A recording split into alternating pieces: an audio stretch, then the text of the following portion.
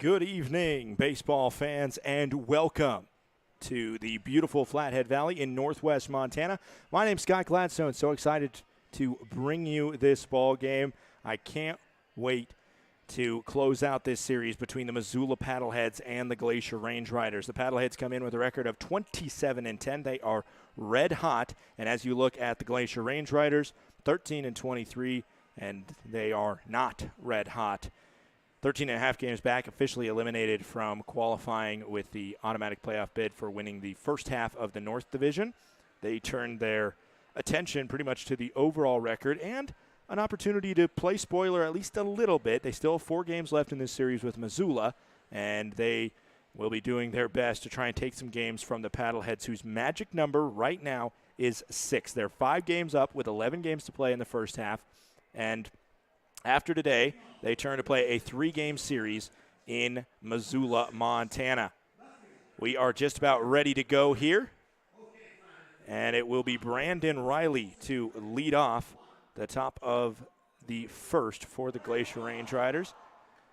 A little bit later start than usual for me on the broadcast. You're messing with some new things. Hope you enjoyed seeing my face for once. Maybe, you probably didn't, honestly. We do have a special guest later in the broadcast. Maybe you'll enjoy seeing his face a little more than mine, as we will be playing with that inset of the broadcaster's booth. Let you in a little bit more behind the scenes. Pitch number 1 is in there from Dawson Day. We are underway, 7:04 p.m., and it is a hot one here in the Flathead Valley. 81 degrees, nice and sunny after an after-game thunderstorm last night. Failed to cool it off enough. Only heated it up here at the ballpark. 0-1, pitch misses away to Brandon Riley. Left fielder today for the Paddleheads. Let's go through their lineup. O'Connor bats second, Lamar Sparks third, Newman fourth, Gatewood fifth, Greenwald bats in the 6th spot. The bottom 3 are Thompson, Perez, and Willman. Timmons gets the start. We'll talk about the starting pitcher for the Paddleheads when we get there in the bottom of the first. 1-1 pitch coming in, and it misses high. Already mentioned the name of the starting pitcher for the Glacier Range Riders. It's Dawson Day. Not Thursday, Dawson Day. That is the day we got here at Flathead Field. And for Dawson Day, a rough first ever professional start for him, but he reined it in and had a really good quality outing last week. We see a strike there. Count goes to 2-2. Dawson Day, a rookie out of Gresham, Oregon, where he grew up, played his college ball at LC State in Lewiston, Idaho. And Day now gets the sign. He's a left-hander, standing 6'205". Just a piece of it grabbed by Brandon Riley. Riley's had a great series for the Paddleheads thus far. Been a key in both of the wins that we've seen to open this series by Missoula. 2-2 is the count upcoming. No outs here. Top of the first. Just underway between the Paddleheads and the Glacier Range Riders.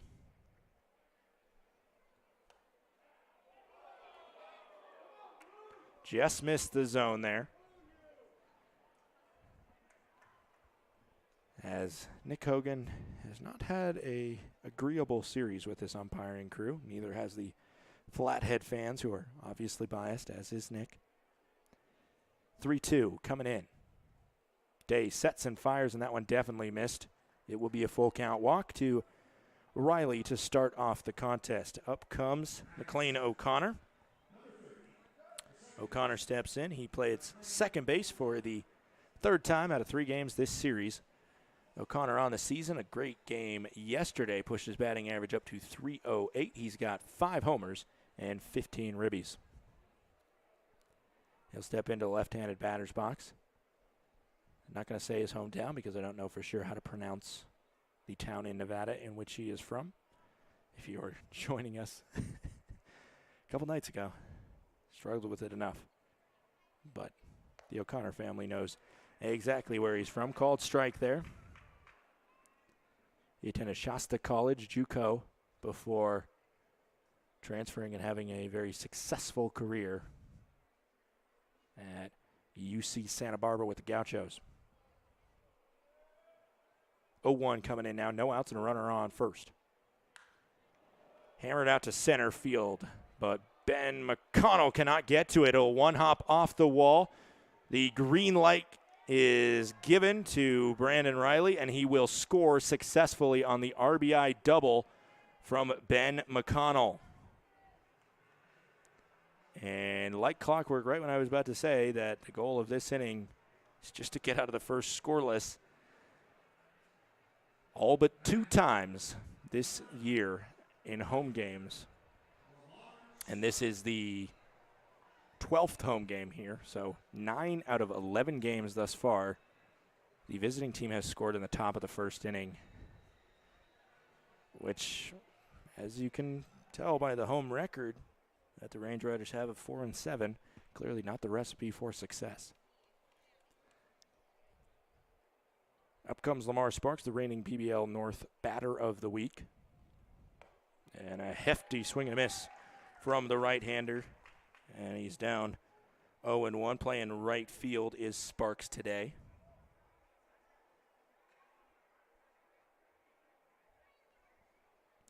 Now an 0-1 with no outs, and O'Connor on second for him. O'Connor an RBI double to start this contest off.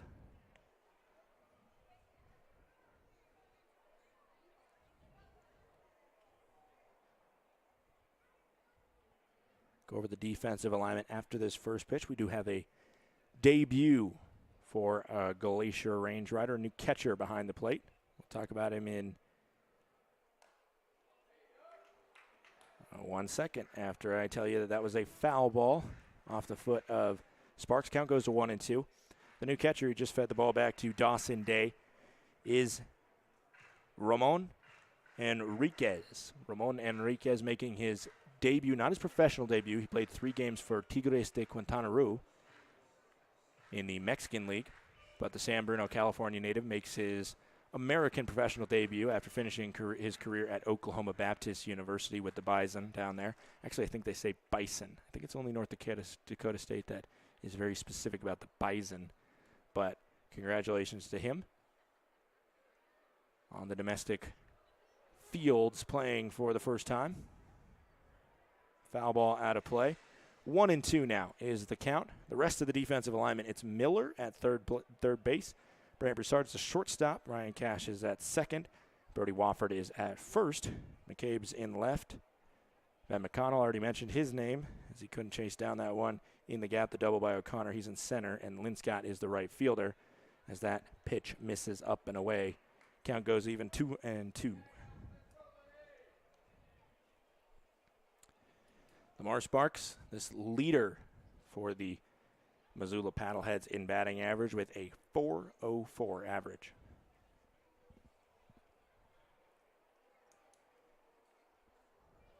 Also 5 home runs and 33 RBIs to his credit. 2-2 coming in. Misses up and away. And Dawson Day just threw his 15th pitch to push it full with Sparks on deck. The powerful Jason Newman, who has yet to go yard this series. Saw a segment in the PBL Roundup show last night that the incredibly smart 2 PBL analytics interns, where they talked about the dimensions around the PBL, and in terms of a hitter-friendly park, Flathead Field thus far has not been that. However, Sparks considers that pretty friendly. We're going to see a tag up here, actually, as O'Connor was a couple steps off of second base before scuttling back to second base and then tagging up and doing it successfully. Just so deep, and Linscott did not have a run up to that one. So a line drive fly out, but it does advance the runner up 90 feet. Jason Newman now up. Has hit 2 home runs in this ballpark, but in terms of extra base hits for batters compared to playing here and not here, it's the lowest quotient. It goes down the most, the chances for extra base hits from visiting teams compared to their own ballparks or their average elsewhere, as well as home runs and slugging percentage. All of those go down, and they're all the lowest quotient in the Pioneer Baseball League. Check out the PBL Roundup show. It's right at the end of the 2-hour-long show that is on demand on YouTube, PBL Network, pretty much anywhere else. Definitely check that out, because right around that, there's a lot of talk about kind of showing you the people behind the scenes at Flathead Field and with the Glacier Range Riders organization. A lot of really interesting interviews to get to know a little bit more of the just fascinating and passionate people that have made this franchise start from the ground up. 1-1 is the count now to Newman. 1 out. Can't sacrifice the guy at third. O'Connor across. Even if O'Connor scores, it's still the lowest scoring first inning by the Paddleheads in this series. At least it would be at that point. They put in 3 in the first inning in game 1, and they put in 7 last night in the first inning. Newman hits a fair ball down the right field line, and then the throw over to first is in time, even with a long bobble by Dean Miller over there. Couldn't get it clean off the turf, but he had O'Connor frozen, and so just smacking it down, getting in front of it, and then luckily taking advantage of the lack of speed from Newman, it was enough to get the 5-3 ground out and not allow the run to advance. Close to a best-case scenario for the Glacier Range Riders, as Miller was pinched in enough there and the ball was hit hard enough for O'Connor to not try it. We've seen in the past 3 games, both on Tuesday and on Sunday, there was a hit to third and a throw out at home by the Glacier Range Riders. This one's fouled back. Count goes to 0-1 for Nick Gatewood. Gatewood is the first baseman again today. He was last night as well, as Jason Newman gets 2 nights off in the field. 0-1. Hits the zone. Called strike. Don't think Gatewood agreed with that call. A little bit of a flinch up from his head there. Kind of a peculiar look as he questions it a little bit. Now an 0-2 coming in.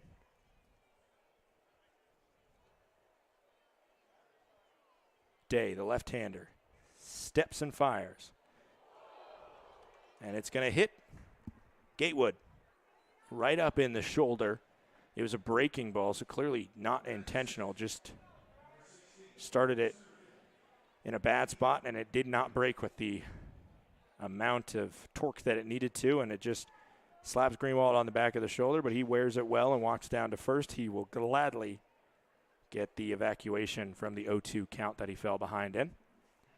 So now runners on the corners with 2 outs in this 1-0 ball game here in the top of the first inning. Trying to limit it to just 1 run, but the second run of the ball game stands 90 feet away in McLean O'Connor. First pitch here is swung on by Keaton Greenwald. It's missed by him, the center fielder today for the Missoula Paddleheads.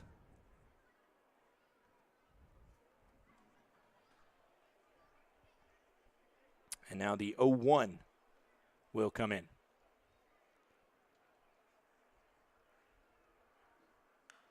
Another swing. This time contact's made, but the count goes to 0-2.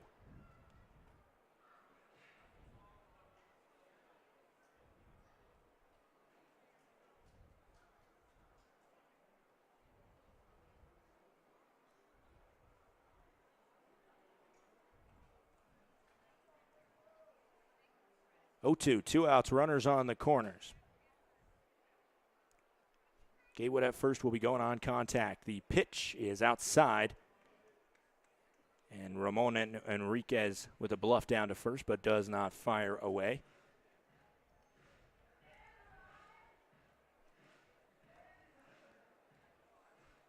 Dawson Day's been around the block quite a bit. Started his career at Seattle, then went to Boise State, Utah Valley State, before finishing with LC State. And a swing and a miss there, and he's out of the first. He does throw 26 pitches, but only allows the 1 run on the O'Connor double. So good show from him after the 2 opening base runners and 1 scores. It's 1-0. We head to the bottom of the first.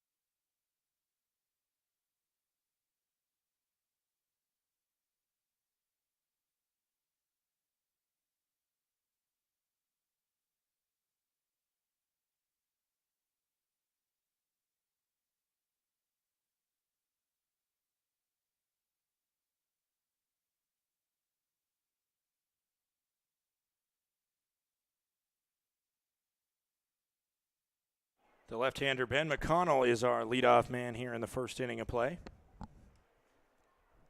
He will prepare to see the first pitch. And he does see it outside from Mark Timmons, the starter for the Missoula Paddleheads tonight. Timmons is 6'3", 205 right-hander. He's from Omaha, Nebraska, played for his hometown squad, Nebraska Omaha. And that is his most recent team. Most recent pitch was a ball. Count goes to 2-0. No outs, bases empty for the leadoff man, Ben McConnell. Swings on that one and is floating down the left field line. And it's foul, out of play. Count goes to 2-1. McConnell knew that one off the bat. I'm a little sheltered from looking down the third base line from where I am. So I'm kind of, unless I really want to contort my head out the window, I kind of have to just trust McConnell there in his reaction, realizing that he pretty much started his walk back before he got too far. This one is deep at second base. The off-balance throw, and that's safe over at first. It was a tough one there. O'Connor had to throw it off his back foot, and with the speed of the man flying out of the left-handed batter's box, Ben McConnell, there ain't no chance you're going to catch him there, especially not with the pace that O'Connor was able to put on the ball. You need to put a gun on that for how deep into the grass that he was taken by that one. Up steps the switch hitter, Ryan Cash, now playing second base, batting second. Let's go to the rest of the lineup real quick. Linscott bats third. Brody Wofford is batting fourth. Dean Miller is in the 5 spot. Pickoff attempt over to first, unsuccessful. Livingston Morris DHs and bats sixth. The bottom 3 is the debutant, Enriquez, as well as Eddie McCabe and Brant Broussard. 1-0 here, bottom of the first. Runner on first is Ben McConnell. And for McConnell and the rest of the Range Riders that love to run, they have not done it often this series. 0 attempt at stealing the bases, as right now Timmons doesn't want to be the first paddlehead to allow a stolen base in this series. 0 attempts, which means 0 caught, which is great. But at the same time, that is a huge part of their game. And when they are successful, they do swipe a couple bags. That pitch misses. Counts now 2-0 as both Cash and O'Connell have gotten ahead in their counts. And right now, Cash with a 2-0 will look to do some damage with a speedy runner on first. Another pickoff attempt over to first. That one was closer than the past 2, as Timmons is essentially making it part of his routine on every other pitch, or in between every other pitch, to fire a shot over there. As McConnell does go, it's a little bit of a sloppy job to get out of the stance there by Perez. He seemed to maybe double clutch that ball. The ball, where the ball in the glove wasn't really matching where his feet was. As the pitch was a ball, count goes to 3-0. Best case scenario, you get the first stolen base of the series and a speedy runner in scoring position with Ryan Cash, a man that is a hit machine at the plate with a 3-0 count. I'm sure he's take all the way right here. And he is, and he'll walk. So McConnell only speeds up the inevitable. Him getting a second, he would have got there on the next pitch, but instead he gets there on the stolen base right before. Runners on first and second, both with a lot of speed. The man at the plate, Linscott, the right fielder, has wheels as well, but his bat has been the thing that has impressed me and the rest of the Range Riders faithful, as well as the coaching staff, since arriving just in time for the home opener. He has been successful, 289 batting average, 3 home runs, and 19 RBIs. Squares to bunt, and that one goes off his fingers, I think. I think it nicked the bat and maybe nicked his fingers. Does not feel good. Might have a purple fingernail in the morning. This is not a process. Losing a nail, smashing your finger, oof. If you've been there, you know what I'm talking about. You don't want to go back there. Ouch. I did it playing lacrosse myself. It is a months-long process if you really smash it good. Nick Hogan making sure he's okay coming out of the third base box. We kind of have a rotating cast of third base coaches. Yesterday was James Marshall.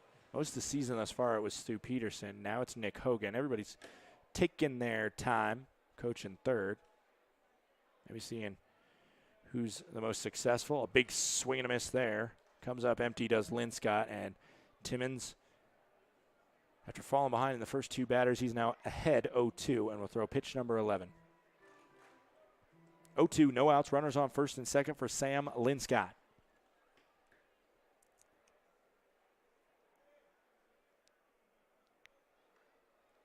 Linscott makes contact with it, but just fouls it back into the netting. Count stays at 0-2.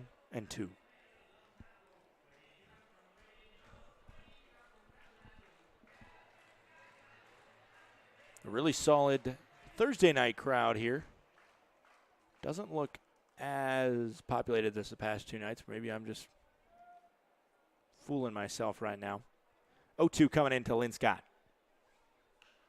A delayed swing on that one. It's floating out to right center field, and it gets down for a base hit. It will be a stop sign put up for Ben McConnell, but the bases will be loaded with no outs after the base hit from Ben McConnell. From Sam Linscott that moved Ben McConnell up.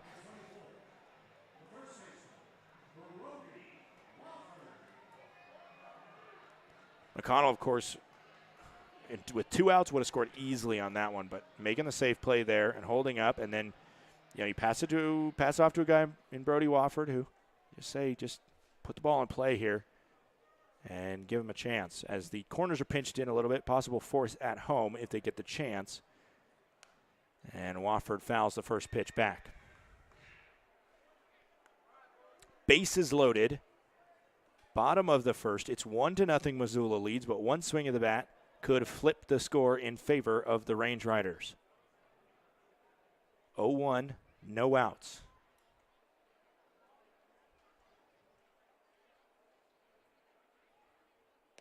That one will miss low. Count is 1-1 now.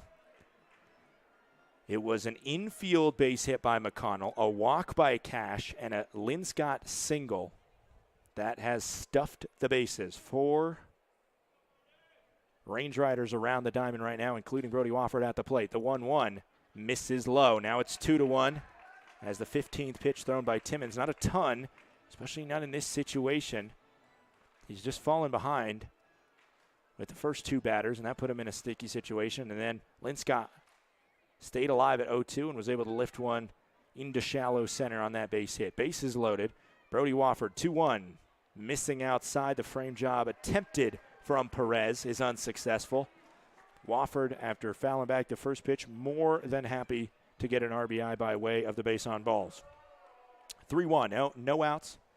Wofford, the lefty, will receive from the right-hander Timmons. Missing low, and a 5-pitch walk pushes Ben McConnell across. And it is 1-1 now. The score is even here at Flathead Field.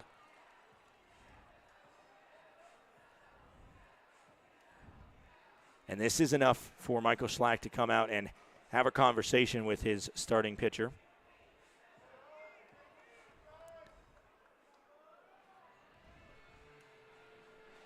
Perez also joining the conference at the mound. He will not be able to come out again. This is kind of the situation that last night Rob Hamby, who's a stellar starter, got himself into in the first inning, where he just allowed the kind of merry-go-round to happen a little bit.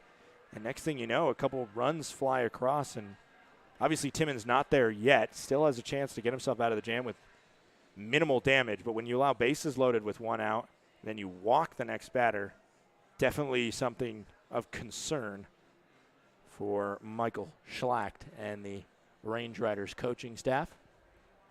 Schlack comes out and he talks with himself, because they don't have a pitching coach listed on the roster. I assume Schlack kind of takes up the pitching coaching role. Timmons, a graduate of Omaha Central. He did play JUCO ball at Southeast Community College. Like Dawson Day, a journeyman of sorts, but finished up his college career in his hometown of Omaha. First pitch into Dean Miller. Misses inside as Perez takes a while to throw that one back, as That's anything you want close, especially when your pitcher gives up a bases-loaded walk, you really try to get those calls to go your way, and they have not. That one definitely not going to go their way. Now 2-0 again. Dean Miller is the fifth batter out of the first four. Only Linscott fell behind in the count. Timmons struggling a little bit to key in on that strike zone early and then gets himself behind. And, of course, two walks issued, a 4-pitch and a 5-pitch walk. Both of those not even getting the batter to 2 strikes. This one's hit, a chance for 2. The run will score, and it will be a successful 6-4-3 double play. The run comes across, no RBI for Dean Miller, but he does give the Range Riders the lead. Unfortunately for the home side, the least effective way that you want him to push a run across. But Livingston Morris now with 2 outs has a chance with a runner on third. No sacrifice after that double play, though.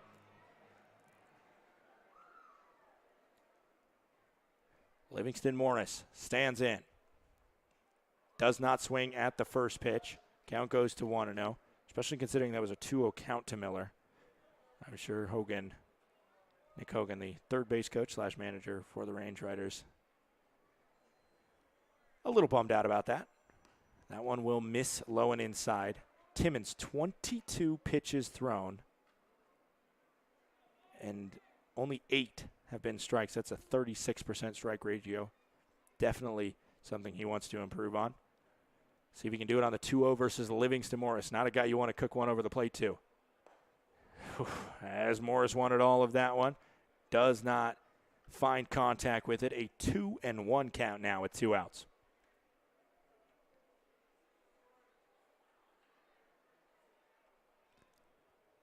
Linscott at third.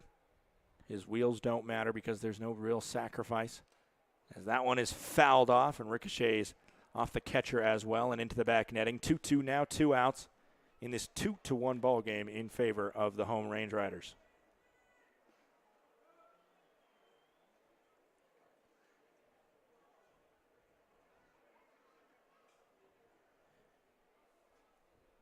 Two coming in. Timmons sets and fires. Contact made on the breaking ball, popped up and out of play. We'll do 2-2 one more time as Timmons extends his pitch count in this opening inning to 25 pitches thrown. If he ends the inning on the next pitch, he'll be even exactly with Dawson Day, each of them throwing 26 in the first inning if this inning ends on the next pitch. Pitch number 26 coming in for Timmons with a runner on third and a 2-1 ball game. The fire, and it's dribbled, and Livingston Morris slips out of the batter's box, and a lofting throw to first. Almost like a slow-pitch softball throw there, the way that arced and ebbed to first.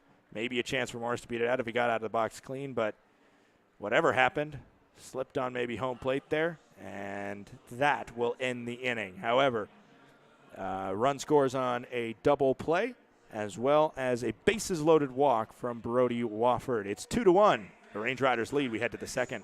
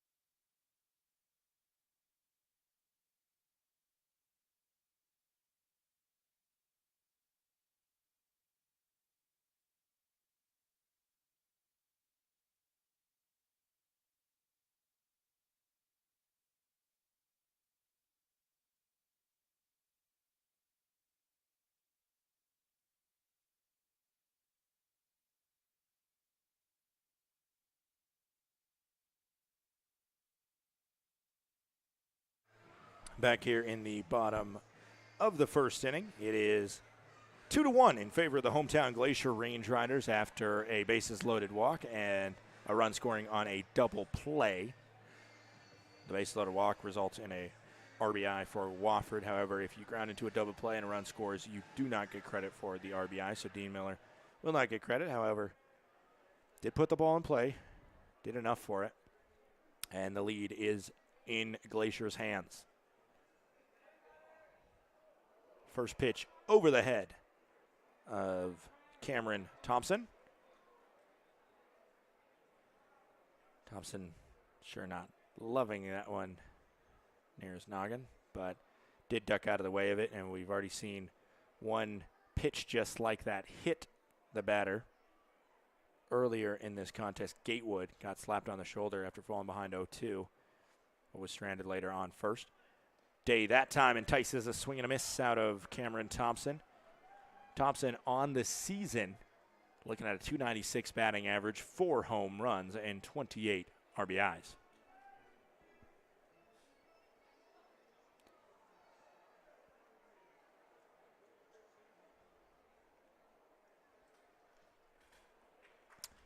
That one's fouled off. Count goes now to 1-2. Take a look at the kid in Dawson Day. I only mentioned his 4-year experience, but he also spent a season at Mount Hood Community College, just to add another pit stop on his baseball journey.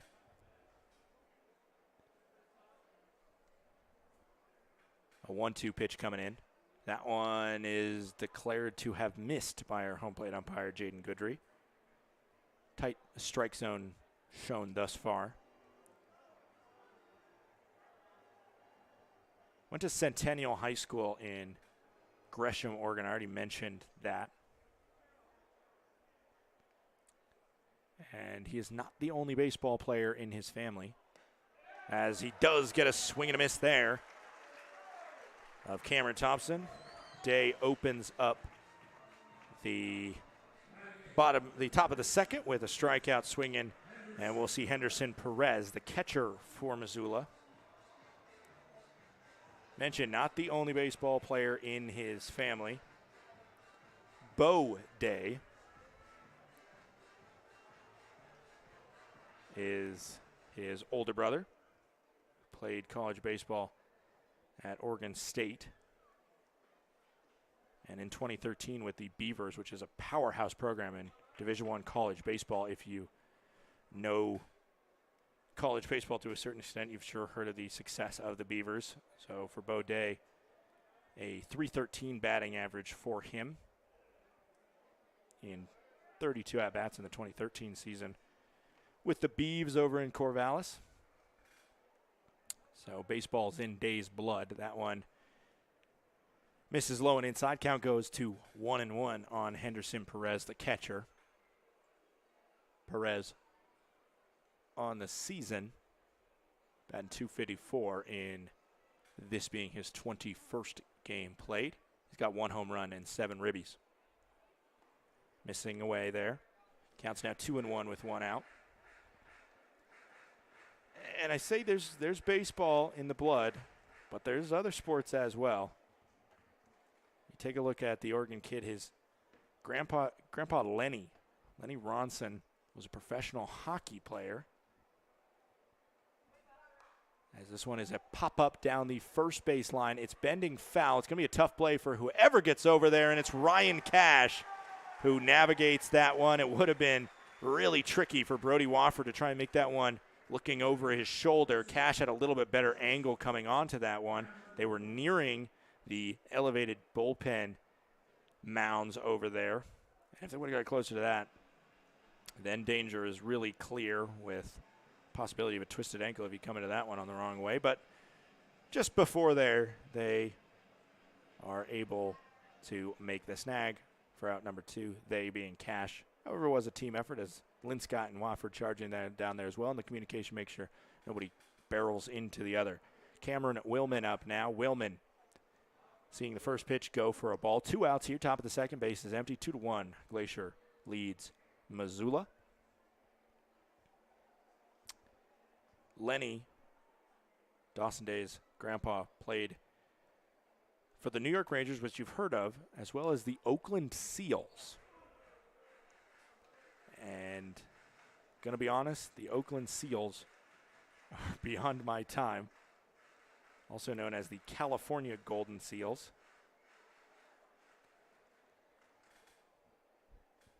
They competed from 67 to 76.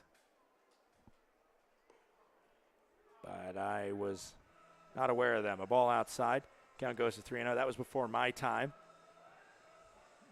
But for Lenny, he was a member of the squad there, and so you just see the sports pedigree that the Day family brings. 3-0 coming in. Get me over pitch. Does get over the strike zone. Count goes to 3-1 there. Baseball's not the only thing that Dawson likes to do. If the athleticism from the rest of his family doesn't impress you enough, he's a fisher, golfer, and is plenty happy being in the water as well in general. And he will walk Wheelman on 5 pitches after missing outside.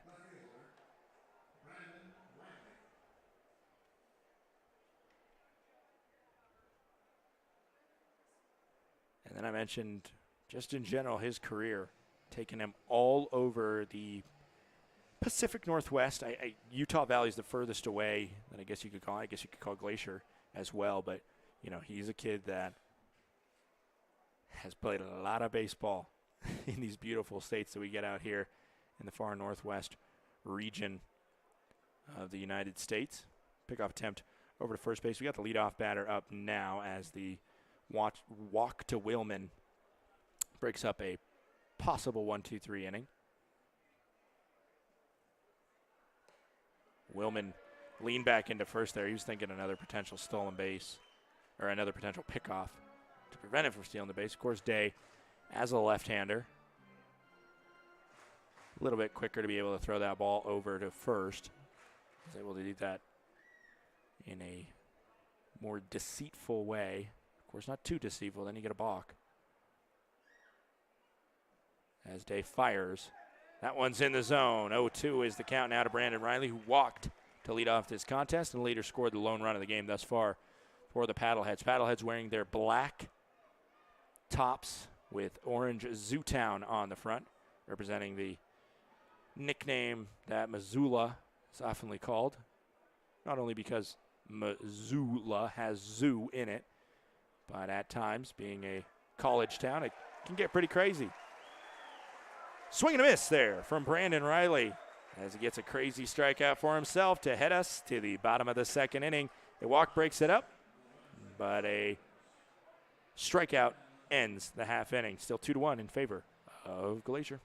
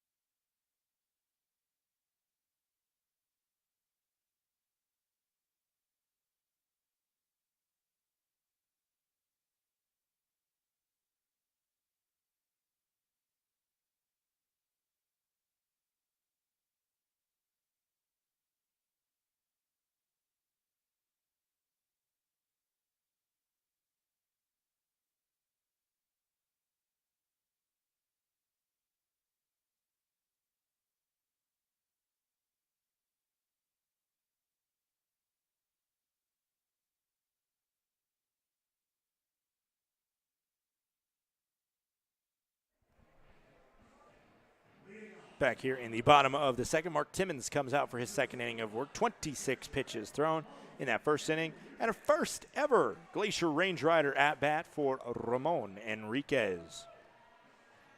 Enriquez, I mentioned, he played for the Bison was an All-American in his collegiate career. And the first pitch is in the zone for him. Called strike, count goes to 0-1. Talked a lot about Day in that past inning, and I'll tell you a little bit about another kid who has had some moves, but also, like Day, stayed near his home. Day's staying close to Oregon, and Mark Timmons, the starting pitcher, right-hander, stayed, of course, near Omaha, the biggest city, but not the state capital of Nebraska. Lincoln, just down the road from Omaha, is the state capital. As the 0-2 swung on, foul ball. We'll do 0-2 one more time. Timmons as well has baseball in his blood, just like Day. You see it so much with whether it's brothers or father and son, or a lot of times, of course, softball. You know, sometimes it's mothers and sons that have that connection with the diamond sports. But as this one hits off the foot of Ramon Enriquez, he'll feel that one, but he's a catcher. He's a lot tougher that's going to take him out. Just hurts to start. But Mark Timmons' dad, Rich, pitched at Bellevue University from 83 to 86. And alongside of pitching, Timmons as well utilizes that 6'3" frame pretty well. He's a basketball player as well as a golf enthusiast. Or at least a golf player. I don't know if he's a hardcore guy watching every major tournament. As this one's fouled back, Enriquez stays alive. I mentioned Enriquez, not his professional debut. He played 3 games for Tigres de Quintana Roo to start his professional career before heading a long way up from Mexico to put on the home whites here today for Glacier. Swing and a miss there in his first at-bat as a Range Rider. He's down on strikes to start off his Glacier career. Number 8 batter Eddie McCabe steps up. Glacier, already mentioned the road blacks that the kids from Zootown are in. They got their gray pants working as well as the black hats, or dark green hats, I should say. This is a very dark green. That one's upstairs for Eddie McCabe. Count goes to 1-0. And the Glacier in their home whites, white jerseys, white pants. Misses inside. Just off the shoe tops, counts 2-0. As well as green lettering on the back, as well as the front Range Riders. And the front numbers are red. This one is powered out to center field, but it's not going to be much movement needed for Greenwald, who ends up catching that one out of the air for out number 2.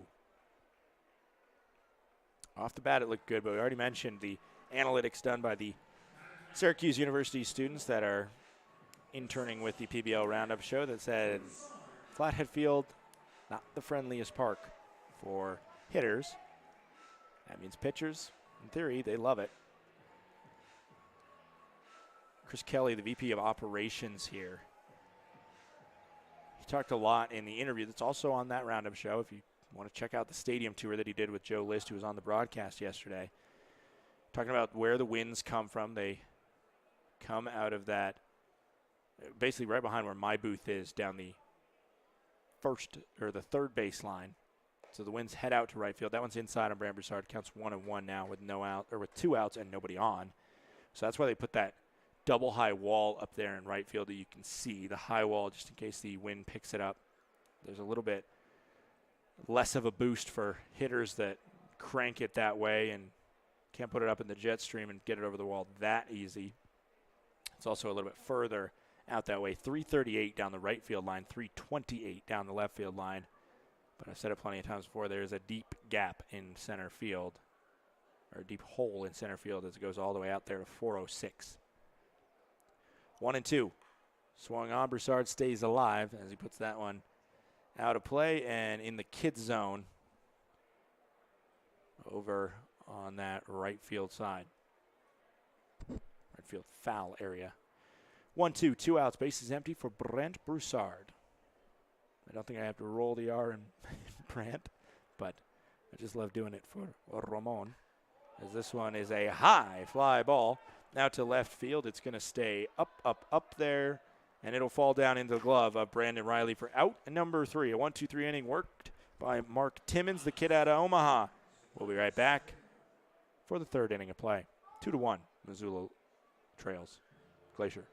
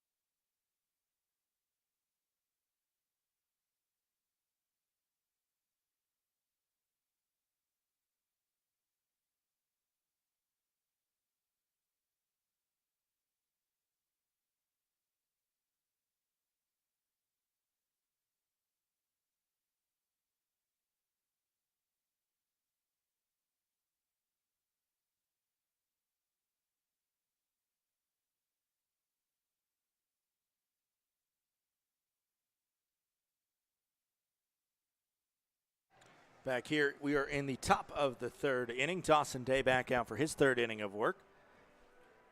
We are grateful that you have not gone anywhere. Everybody that's tuning in from across the country, over 100 of you, currently locked into this contest between the visiting Missoula Paddleheads and the hometown Glacier Range Riders. 2-1 right now as we start the 3rd inning. First pitch is in there. And not getting the call from the home plate umpire, missing just outside, is Dawson Day. It's been tough sledding for both pitchers, keying in on the strike zone, as our home plate umpire, Jaden Goodry, has defined a smaller square than we saw on opening night, especially. Rectangle, not a square. That one hits that rectangular. I'm rolling all my R's, and I apologize. It's just got myself in that mojo, I guess. 1-1 is the count now, no outs. That's number 2 batter McLean O'Connor, who has an RBI on a double. Sees that one go up high. And Ramon Enriquez is able to fire his left mid up in the air and snag it for the ball. Counts now 2-1 in a 2-1 ball game here in the top of the 3rd. This one is a high pop-up. Ryan Cash backing up, staggering around, losing it and finding it. Maybe he didn't lose it, but looked for a second like he froze. The life of a second baseman. Got to know how to crank that head up and lock in on the ball that is incredibly, incredibly tiny at times. A lot of people that have a general understanding, maybe haven't played as much, which honestly is me. I've not played beyond the ranks of T-ball.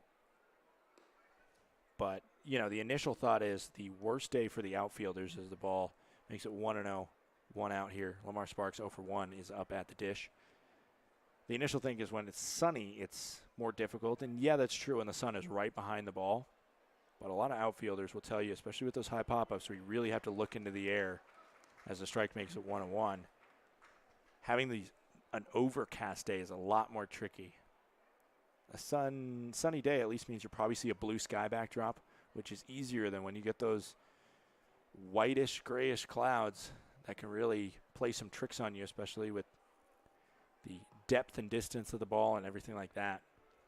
Ball inside makes it 2-1.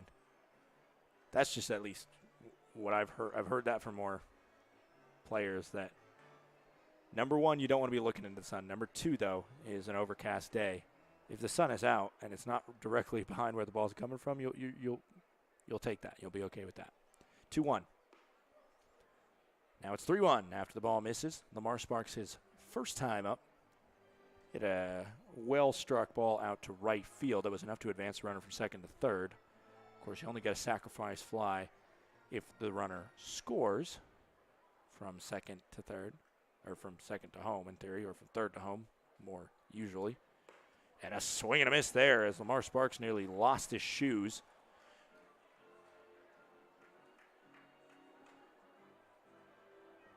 Full count, 1 out.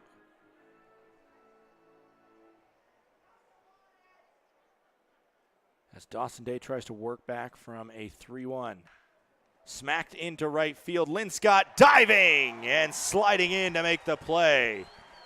Linscott off the bat, he looked like he might have considered that one falling into the turf and just being a base hit, and almost was willing to accept that and just make sure he had it backed up. But he realized that one was just going to levitate to his glove if he could get there in time, and he took the extra few steps needed, stuck his left glove out there. If it would have missed the left glove, it would have been bad news for Glacier, but the confident fielding of Sam Linscott is able to get out number 2.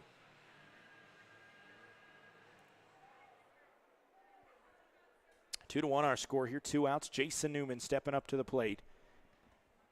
Everybody has to perk up when this man comes to the plate, and that one was nowhere near the plate. Completely fooled was Newman. For as good as the Paddleheads have been this series, it has been an off one for him. Only extra base hit is a double for him.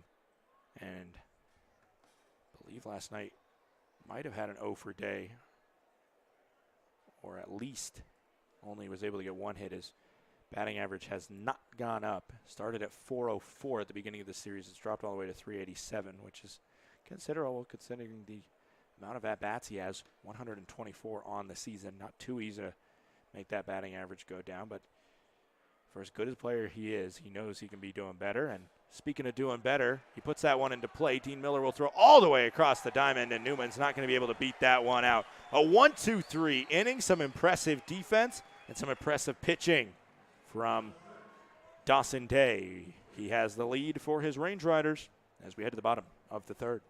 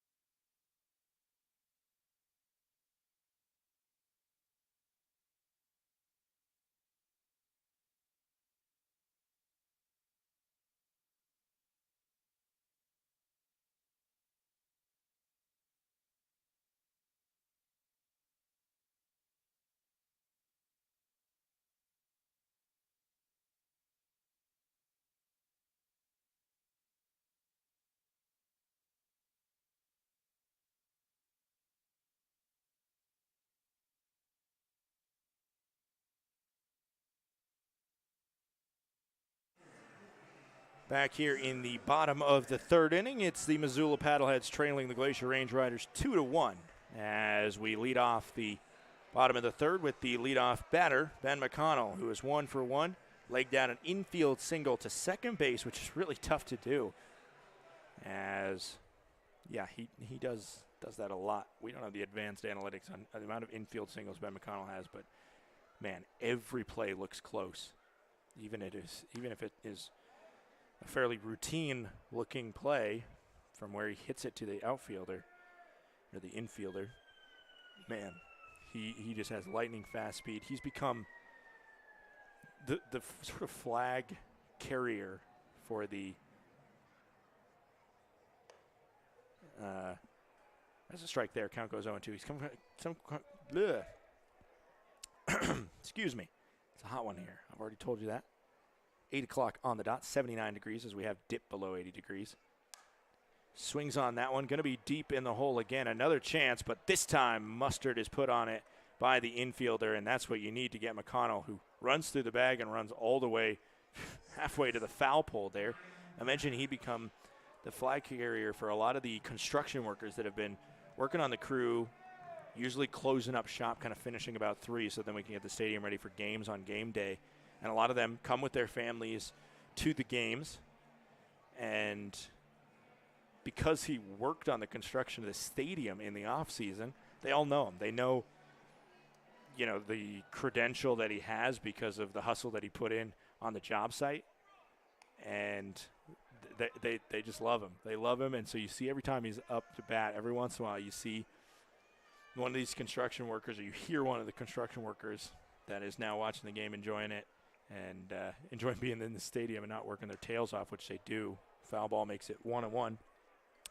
Here, come on, Benny, or something like that from the crowd. And, that's just this great thing about small baseball, independent baseball, these guys in the offseason, like Ben, working on his game as well as, continue to make some money, working on the stadium. Pitches inside to Ryan Cash. Count is 2-1. 1 out here. Timmons has thrown 46 pitches. He got through the last inning clean, but it was 2 against him in the bottom of the first that make the difference right now. 2-1 in favor of the Glacier Range Riders. Swung on, fouled back by Cash. Linscott, a nice barehanded snag off the ricochet from the net. A couple fans give him a few claps of respect for that one. Linscott will also be due up in this inning. We're guaranteed to see him as the 2-2 comes into Ryan Cash. Swung on, hit to second base, fielded cleanly by Willman. He throws on target and in time to get the speedy Ryan Cash.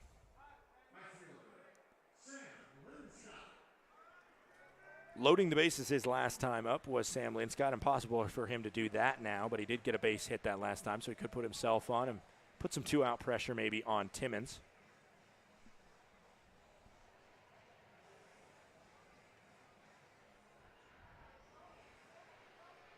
Linscott, the Marysville, Washington native. 6'3", 193. Sees the first pitch in the zone. Called strike. Count goes to 0-1.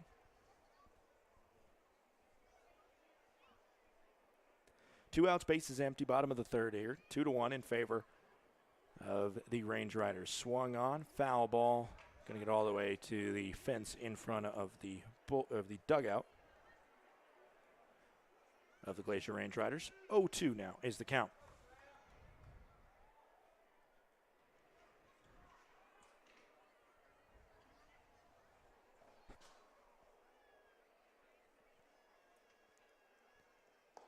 And a high fastball and a swing and a miss from Linscott sends him down on strikes. 51 pitches thrown by Timmons, and a 1-2-3 inning worked by the right-hander. Still 2-1 in favor of Glacier. In favor of Glacier, not in flavor of Glacier. We'll be right back for the fourth.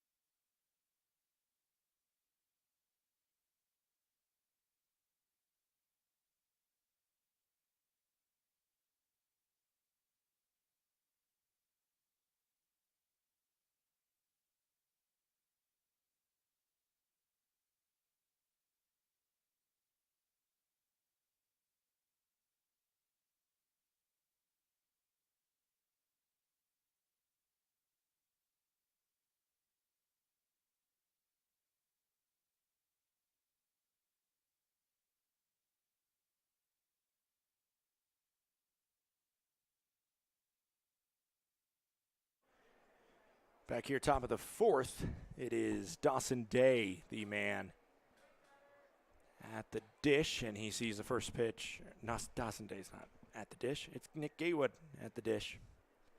And he sees the pitch go low and away from Dawson Day. Count goes to 1-0. Lefty-lefty matchup. And a breaking ball is swung on, and it's a high fly ball out into shallow center field. And Ben McConnell, plenty of time for the speedster to catch up to that one and grab it for out number 1. Keaton Greenwald now steps up. Greenwald 0 for 1 today with a strikeout swinging that ended the first inning.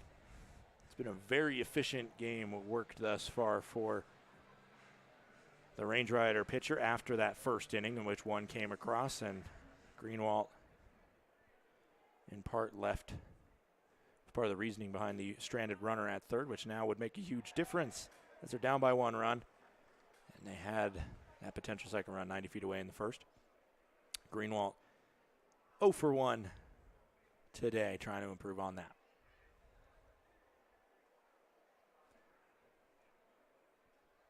The pitch misses up and away. Counts now 1-1.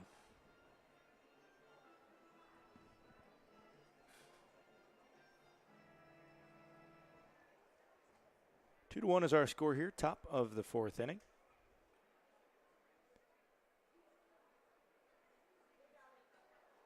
As that one just misses, hitting the shoe tops of Keaton Greenwald. Ball makes it 2-1 now. Greenwald just kind of, not jump rope, didn't jump over it, scooted his feet back.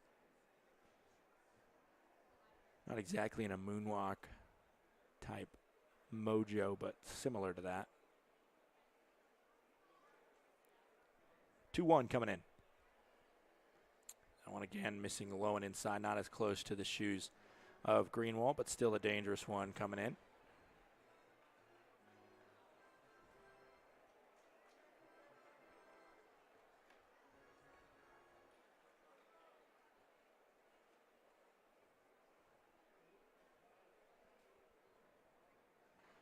Time called as we wait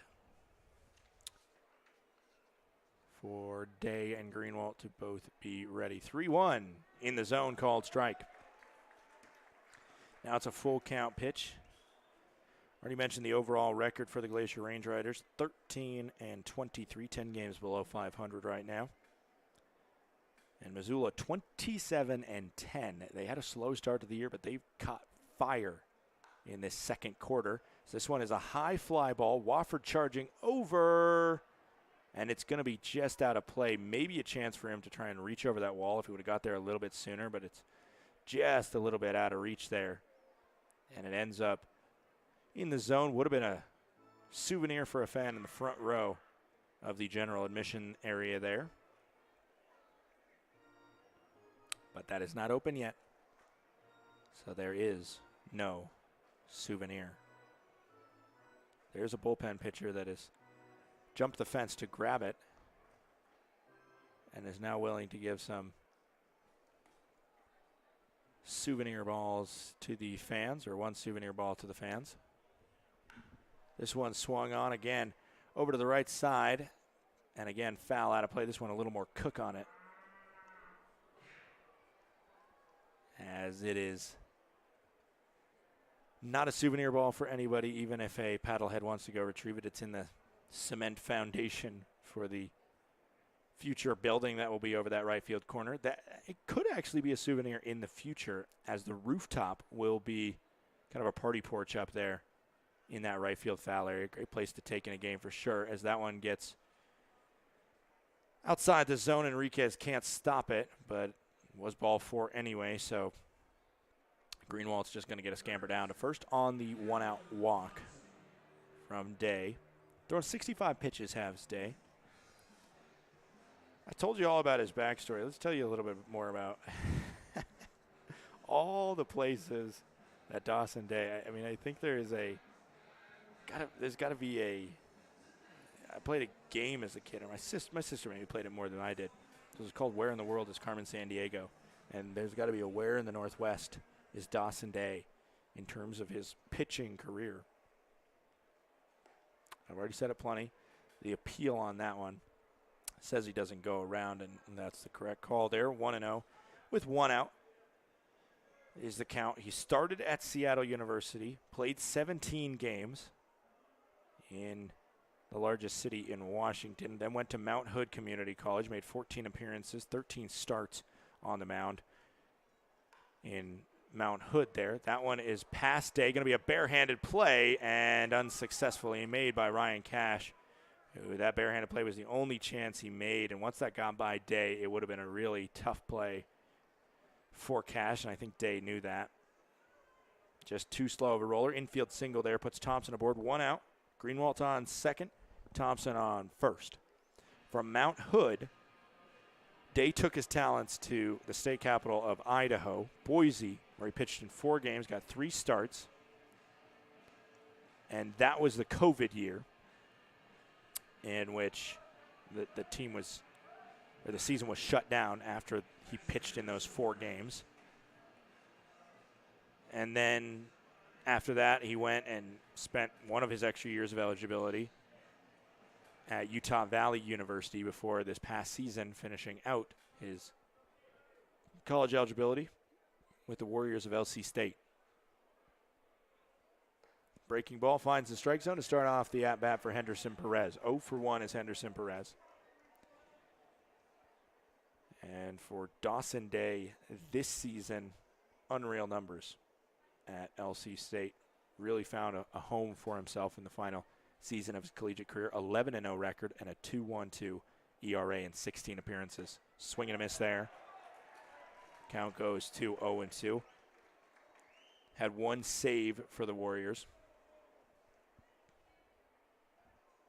Opposing batters hit 109 against him.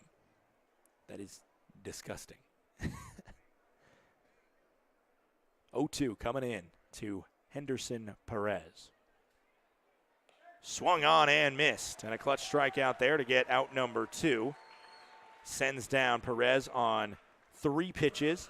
And Cameron Willman, the number 9 batter, stepping in now with 2 outs.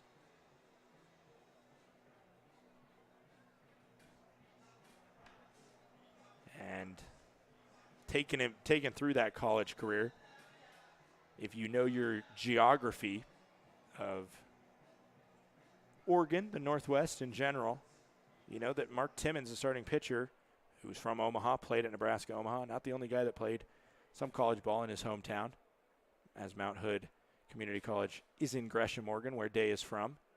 Called strike there. Count goes to 0-1 here to Cameron Willman.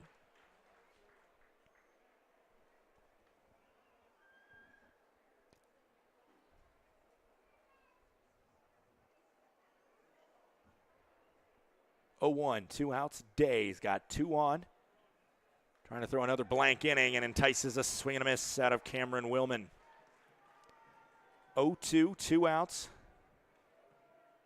And a 2-1 ball game.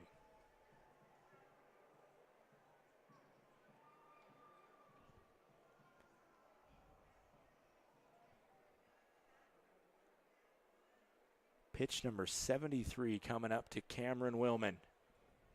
2 straight 3-pitch strikeouts get Dawson Day out of the jam. Some clutch pitching from the Oregon native. It's still 2-1 in favor of the Range Riders. We'll be back for the bottom of the 4th.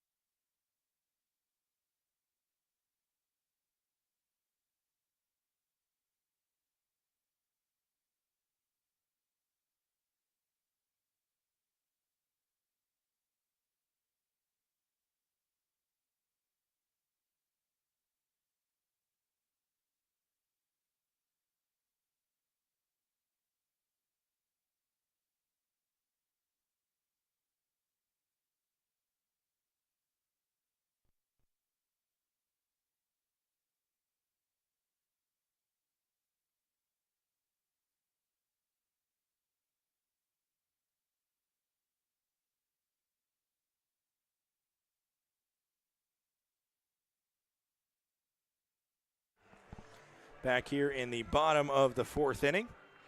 2-1 in favor of the Glacier Range Riders. They lead the Missoula Paddleheads in this contest. It was 1 for Missoula in the top of the first, 2 in the bottom of the second by Glacier, and since then it has been stagnant between the two sides, with both pitchers Timmons and Dawson Day coming to play. Brody Wofford leads off this inning, and the first pitch is outside. 2 straight 3 up, 3 down innings for Timmons.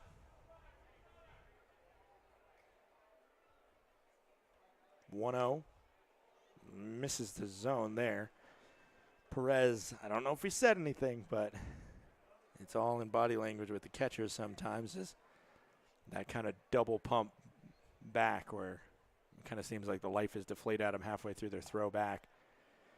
You can tell when they are questioning the lack of a strike call. That one does get the strike call out of Jaden Goodry, though. Counts 2-1. Swung on. This one is bending down the right field line, but it's going to drift out of play. Foul. Wofford, man, there's been a couple times when he has put really good contact, just pulled it a little bit too far. Speaking of kind of what they're expecting out of O'Connor, the second baseman, playing on the fringe of the outfield grass area. Of course, it is not grass, it's artificial turf. The only plant that it involves is the coconut husks that top off the top of it. That one misses low. Count goes to 3-2.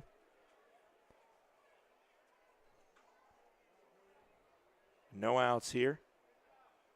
Brody Wofford, the payoff pitch coming from Mark Timmons. Swings on that one, cracked well, and it's going to get down in center field. A base hit for Brody Wofford to lead off the bottom of the fourth. And now Dean Miller stepping up. Miller 0 for 1 today as he grounded into that double play.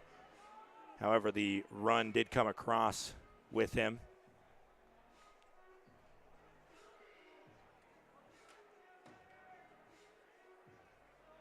So he didn't get the RBI, but technically when he was at the plate, the now leading run came across. And Miller 0 for 1 today will step up and swing and miss at the first pitch from Timmons. Timmons, who started this game off with some question marks in terms of his control, has really reined it in the past 3 innings. Less than 40% strike percentage in inning number 1, but now has pushed that up to 62% strike percentage. The pickoff attempt over to Wofford. He's not going to try and swipe a lot of bases on you, and you definitely don't want a guy like that to get caught on the base paths. As Brody Wofford just 2 for 1 this year, or 2 for 3, I should say, in stolen bases. That one misses low to Dino Miller. Counts now 1-1. Timmons about to throw pitch number 60 for him. On the other side, an update on Day. He's at 73 through 4 full innings. Both of these guys lengthened out in their first inning of work, where, like I already mentioned, all 3 of the runs came across. 2 for Glacier, 1 for Missoula.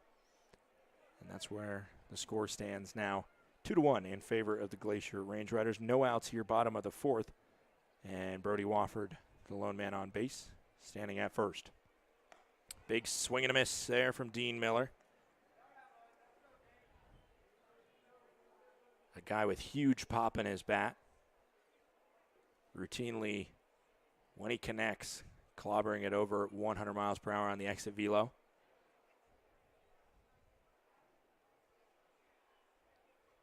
Spent time in the Red Sox organization before heading here. Called strike 3 and a delayed steal by Brody Wofford, who successfully gets there and then goes off the bag, and then the tag is put on by O'Connor. The third base umpire who's covering the call at second there, Andy Hergesheimer, called it safe and then called it out and then realized that O'Connor lost the ball and then called him safe. Michael Schlacht is going to come out, and I think his argument is going to be that when Wofford was shooting back into the second base bag, that he knocked the ball out of the glove, which There is some famous plays in the MLB that I'm sure you've heard of where you can't purposely knock the ball out of the glove of the fielder. And right now, McLean O'Connor is talking about that with Brody Wofford.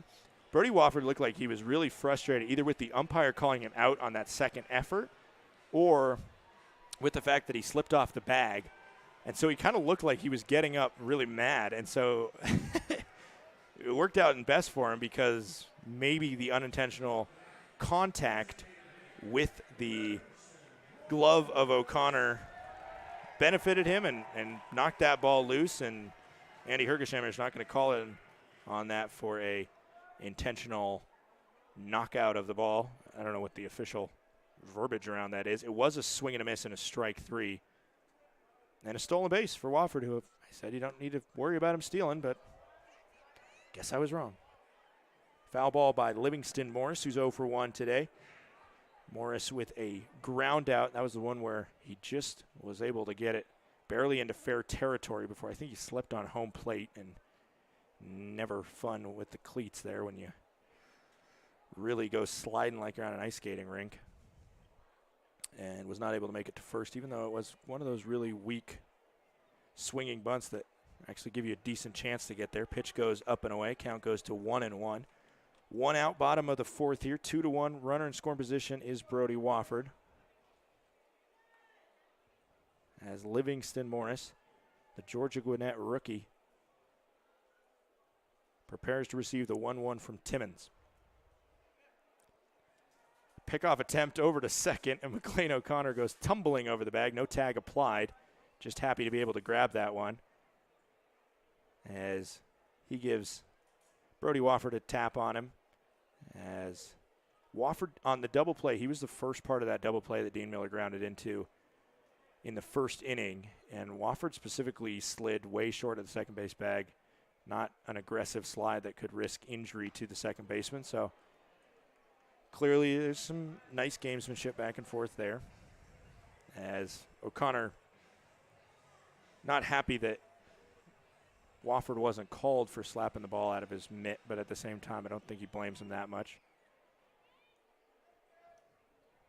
As right now, Timmons is just trying to get out of the jam. Would have had 2 outs and bases empty if they would have called Wofford out. Instead, he has 1 out with Livingston Morris at the plate. A 1-2 count, though, and the pitch goes high. Good shoot out of the crouch position from Perez, who nabs it.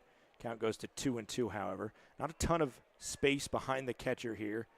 And we've seen times when the ball has ricocheted well off the padding behind home plate in the backstop area. So if there's a high fastball like that, it could easily get back to the catcher if it bounces right. As a foul ball makes the count stay at 2-2.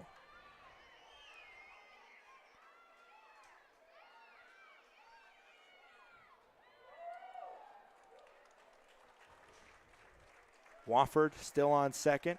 There was an extended ovation for somebody in the crowd that ended up with the souvenir from that Livingston Morris foul ball. Another 2-2 coming in, called, strike 3. Livingston Morris will camp out a few extra seconds at the dish. That is not super thrilled with that call there. As Ramon Enriquez will now step up, his second ever at-bat as a Glacier Range Rider. And a chance here with 2 outs, and Wofford going to be running on most contact. Maybe get his first RBI for the hometown Glacier squad.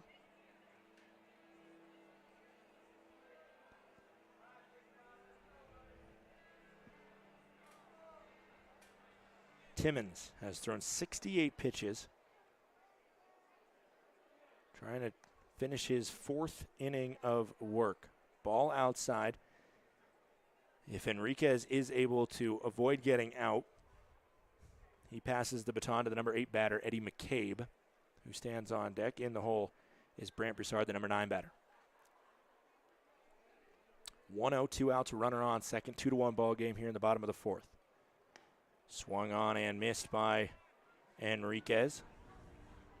Already mentioned he was an All-American in the 2019 season, I believe, with Oklahoma Baptist University. Was a very productive member of the Bison squad there. On the other side, second team All-Summit League player in Mark Timmons pitching to him. Missing low and away. Counts now 2-1 with 2 outs to Enriquez. His first ever at-bat as a Range Rider resulted in a strikeout swinging for him.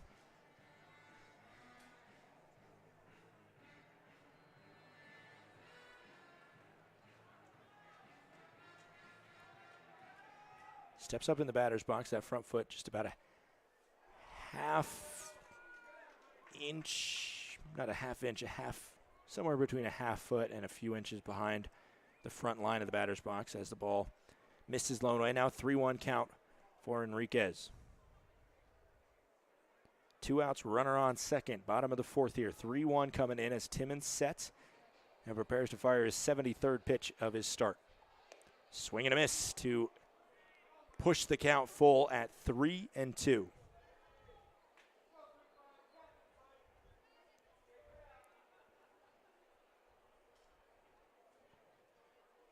Oh for 1 in his Pioneer League career. Looking for that first base knock that maybe could give some insurance to the hometown Range Riders. It will be hit, but it will be right to the second baseman, O'Connor. Enriquez knows there's no chance for him to be able to get to first in time before the throw in from O'Connor. Stranded at second is Brody Wofford. We'll be right back for the 5th inning. We got a special guest coming up, so don't go anywhere. It's 2-1. We head to the 5th.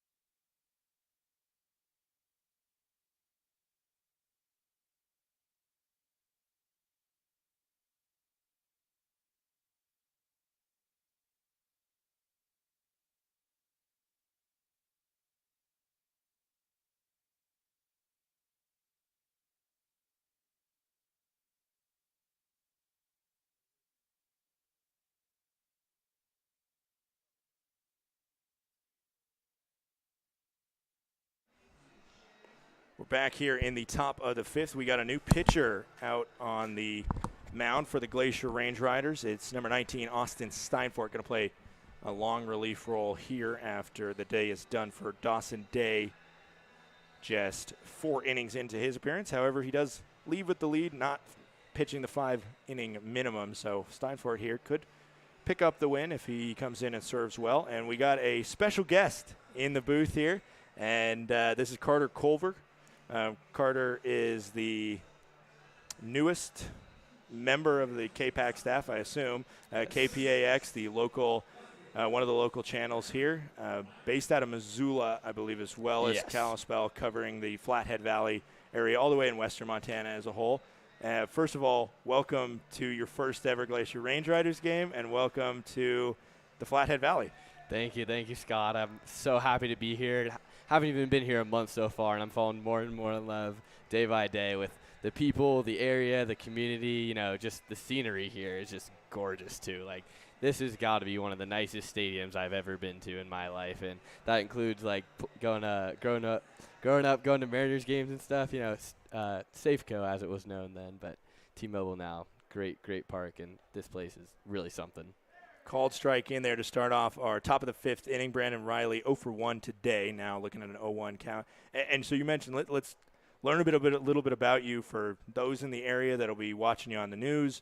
You grew up in the Seattle area, a big Seattle sports fan, and you just graduated in the spring? Yeah, I just graduated from Gonzaga in first weekend of May, where I spent the last 4 years as a broadcasting major and sports management minor. Learned a lot there, just furthered my passion and love for sports, and managed to land a job out here thanks to a fellow Gonzaga alum who told me about their new sports reporter opening a few months back, and the stars aligned, and here I am in God's country. Yeah, it's we're very happy to have you out here and to cover the team, because as this one swung on and cracked, it's going to be foul, I think. Yes, it is foul. It's kind of, I've already talked, people who've heard the broadcast know that the left field line area is a point of struggle. A little tight. But goes down as a foul. You kind of just read the batter usually and hope that the batter tells you the truth with their reaction, whatever they just did. Count goes to 2-2 for Brandon Riley. Is this your first time to Montana? I told you my family is from Seattle, so I've been a ton to Seattle, and it's only a day's drive, from the West Washington area. But have you been around? As a called strike 3 there, starts off Austin Steinfort's outing. What has been your kind of experience with this part that is very different than the the ever-growing urban area in the Seattle, and compared to this Montana where there's a lot more space for everybody? It's definitely a lot different out here, and I'm a big fan of it. Growing up in Seattle, it was great, like, for my childhood and high school years, and I loved it out there. It'll always be home for me, but Montana's definitely given Seattle a run for its money, to put it lightly. And I've only visited a few times before moving out here all over the last couple years. Visited Glacier National Park, and just gorgeous, and Flathead area. Visited Missoula once earlier this year before I even knew about this job opening and was even thinking about moving out here. And so I am happy, to put it lightly again, to be out here, and it is just beautiful. I love being outdoors and love the outdoors, hiking, checking out the lake, the rivers around here, and really looking forward to ski season come wintertime too. Yeah, that is always a fun time. This one's stabbed into left field, a hard hit from McLean O'Connor there. Goes to 2 for 3 on the day after taking the 0-1 pitch for a single into left field. So put him on first for Lamar Sparks, who is 0 for 2 today, batting in the number 3 spot, the reigning PBL North batter of the week. And a little bit of lightning out there in the distance. That's what I don't love that. There is afternoon thunderstorms out here, and that's something maybe you've started to get used to. Sometimes it can pour really quick. Right after we finished the last pitch yesterday night, it went from no moisture in the air to a heavy, heavy downpour and thunderstorm to follow as the first pitch is coming into Lamar Sparks in the zone. Called strike. The umpires do have some sort of buzzer or something on their phone that'll put us into a lightning delay if it does get within 10 miles. 0 for 1, or 0-1 is the count with 1 out. O'Connor on first. Talk about your experience with baseball. I know that you worked for the baseball team in Spokane last summer, and so you've been around the sport of baseball and minor league baseball especially. Mm-hmm. As we get a pick throw down to first, no tag applied by Wofford, but almost got him. Count goes to 1-1. What in general, to communities like this, Spokane obviously a little bit bigger than the Flathead Valley and the Montana teams and the teams in the Pioneer League, but in terms of these communities that don't have a major professional team in the area, what was your experience working with them and also seeing kind of what it brings to the community here?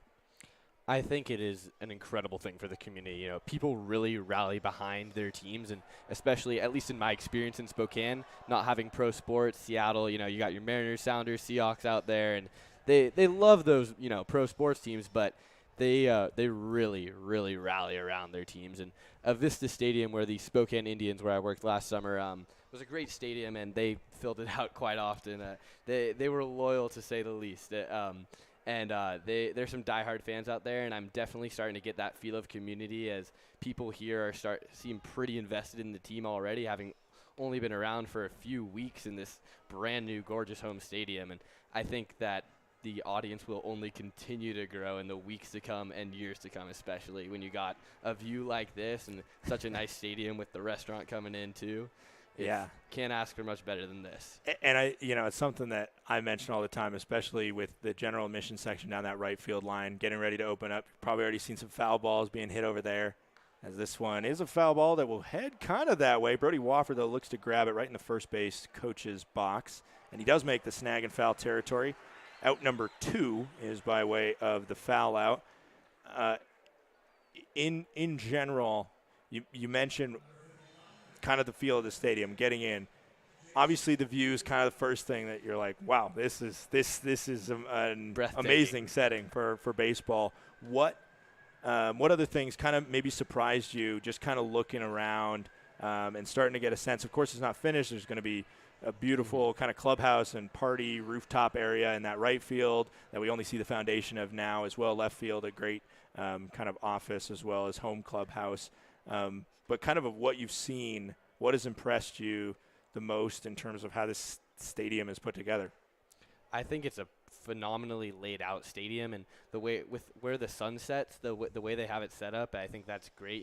There's not really any blind spots in the stands. I don't think there's a bad seat in the house, at least making my way around over the last couple hours, which is a rare find, especially this stadium. It's not huge, but it's the perfect size in my opinion for this location and for this team size, in this league, brand new team. Like, this is what you want. You can see that it's not full right now, but there's no doubt in my mind that every seat will be sold out come the end of the season and for, again, many years to come.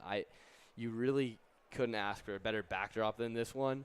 And I think once, things are finalized with the restaurant and that general seating area, people are going to flock to it. And I can already tell the energy, the culture that's being fostered here in these few short weeks is pretty electric. Yeah, it's 2-1 now. The count to Jason Newman, 0 for 2 today. We'll probably talk maybe a little bit more because we're going to have you along for the bottom of the fifth as well. But in terms of when you got this job, when you're going and interviewing, and we just saw another flash of lightning up there, the mountains can be deceiving because it's actually kind of a ways away at those mountains. I don't think people can see it in their view. It's just kind of out of the right off the right part of their screen. But there is lightning that is threatening. We can play through rain here, but we can't play through lightning, as this one's a high fly ball out to right field, backing up to the track and making the snag. That one used all of the 338 and change feet down that right field area. Linscott went all the way back, tapped the wall, and then worked his way in. We'll talk more about the question I was starting to formulate in the bottom of the fifth. Don't go anywhere. We're with Carter Culver here on YouTube. 2-1. We had the bottom of the fifth.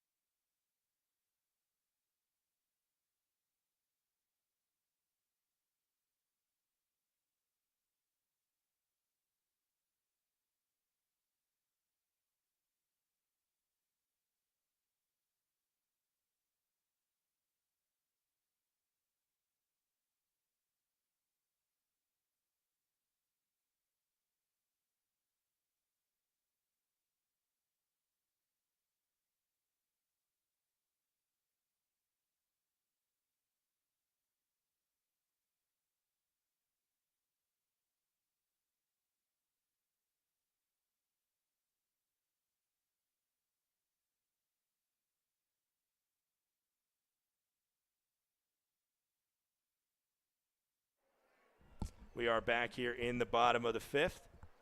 Scott Gladstone and Carter Culver, our special guests. Is it just official title sports reporter? Yeah, I'm the official title is MMJ, which is a multimedia journalist. But sports reporter sounds a little cooler in my books. Yeah. I mean, you'll do other things, and that's what I was starting to talk about. Is the first pitch into Eddie McCabe is a ball. Count goes 1-0, and that one swung on. That would have been a souvenir when that general admission zone is open and the playground that we can see over here, but the fans can't. You mentioned when we were talking earlier about when we were texting, figuring out when you were going to come to the game. You know, you're covering the Big Fork Rodeo a couple days ago, as that one swung on and fell back, and you got a taste of some of kind of the 4th of July weekend here in the Flathead Valley. In the fall, you'll be doing all sort. I mean, there's so many different communities in this valley, so I'm sure you've gotten some fill in on.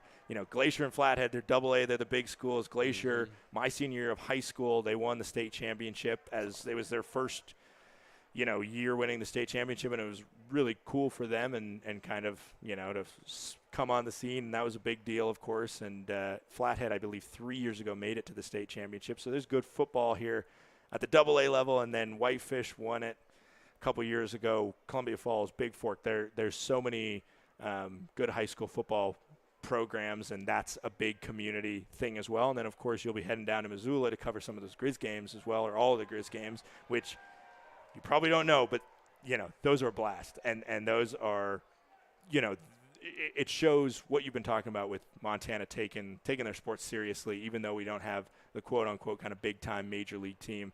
That those games in Missoula feel like major league.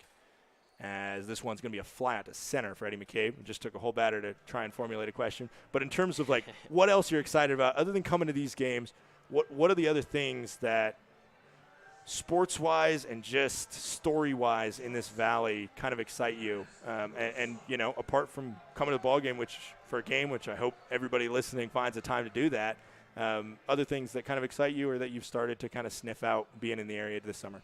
Yeah, I think it's going to be hard to top my excitement for those Grizz games. I've heard they get pretty rowdy out there, and I've heard nothing but good things from everyone I've talked to. And this one's smoked out to left center, but it's going to be another fly out to center.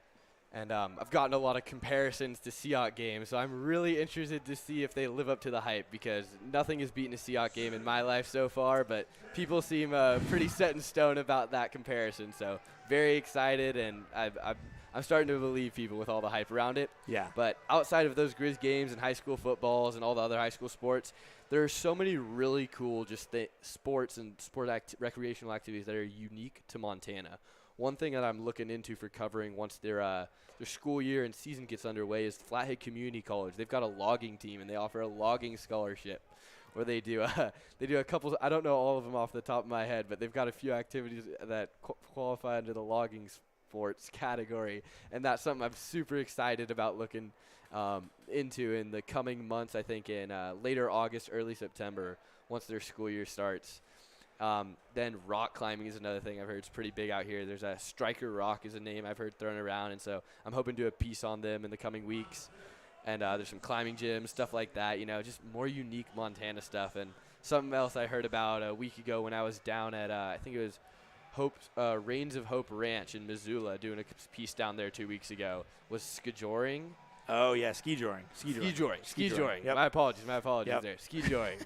Absolutely butchered that one. But that is something I'd never heard of before, and sounds like an absolutely wild sport and something that could be really, really fascinating to cover. And so I think there's no shortage of truly Montana sports and recreational activities out here that I'll be hard-pressed to, cover them all, let alone run out of a shortage of them. So very excited on the whole. The inning ended there with a flyout from Ben McConnell to center field. Ski-joring, real quick, for those who don't know, it's essentially water skiing, except instead of a boat, instead of a boat on water, it's a horse on snow that is tugging a skier along, and they go over jumps and they do all sorts of stuff, and it's a thing that I think is very strictly Montana, and it's fun. Look up a video of ski-joring at some point, or when Carter does a report on it, check out K-Pax for that. Carter, thank you so much for joining us. We can't wait to see you around the ballpark. Everybody check out KPAX's reporting on the Glacier Range Riders as well as everything else they do. And if you see him around the stadium, feel free to say hi to him when he's lugging a camera around throughout the season. Looking forward to coming back. Awesome. Thank you. Of course. Thanks for having me.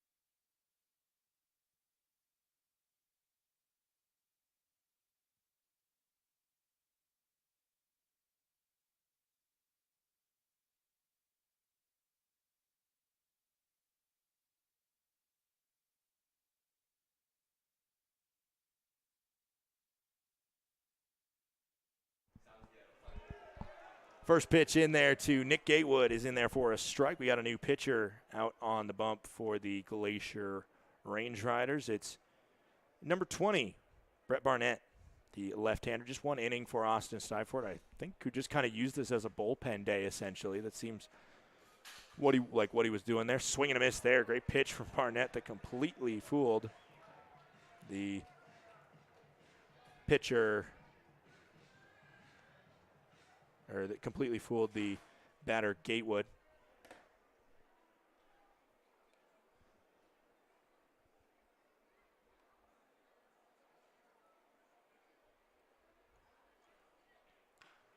Foul ball there. Just to recap what happened in the last inning. He's got a little carried away talking. Started off with an Eddie McCabe fly out to center. He hit it really well, but it just didn't do much in the glove of the center fielder for the Missoula Paddleheads, Keaton Greenwalt.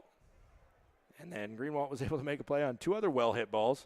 Broussard and McConnell both flied out to him as well. A quick 1-2-3 inning.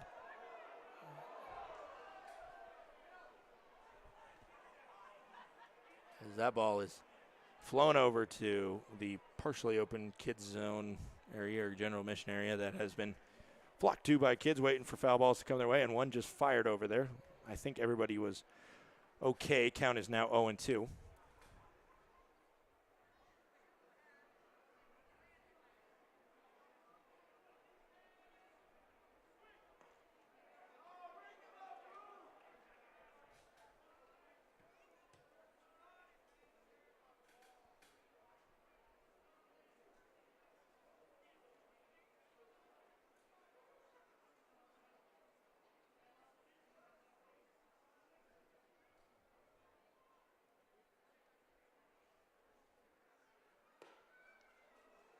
Now when Jess misses the zone, count goes to 1-2. Once again, thanks to Carter Culver for joining me there. Brand new sports reporter for the team, and as somebody who grew up in this state, knowing the importance that the local media has in terms of disseminating and producing. As we get a swing and a miss there, Brett Barnett starts off with a strikeout. I'm glad to see his excitement for the stadium, for the Flathead Valley, and figuring out, just in general, kind of what his plans are and what his initial thoughts are. Again, we didn't tell him to say any of that stuff. I think he was just really fired up about kind of that stadium, and I think in the past couple nights, talking with Joe List, who we had as a guest last night, who tried out his play-by-play, first ever play-by-play career, as well as ball up high there. as well as when we had the commissioner of the Pioneer Baseball League, Mike Shapiro, join us 2 nights ago, just trying to continue to give you fans that, whether you're in the Valley and you're just not able to make it out to the game tonight, whether you're in Missoula or whether you're, a parent or a grandparent watching from home, as a swing and a miss makes the count 1-1. Just trying to give you a slice of what it's like in this beautiful area, and by some of the people that make it what it is, whether they're, people that we've had this week coming in and enjoying it as visitors, or whether it's somebody that's a new transplant into the area. Throughout the season, we're going to have guests on the air that will, as a foul ball there makes it 1-2 with 1 out, guests that will continue to kind of give you an impression of what it's like to be from this area and what this team means to this area. It's so unique in their first season, and it's a pleasure to be a part of it and bringing you all these games live from Flathead Field. 1-2 is our count. 1 out. Brett Barnett will throw his 10th pitch since coming on.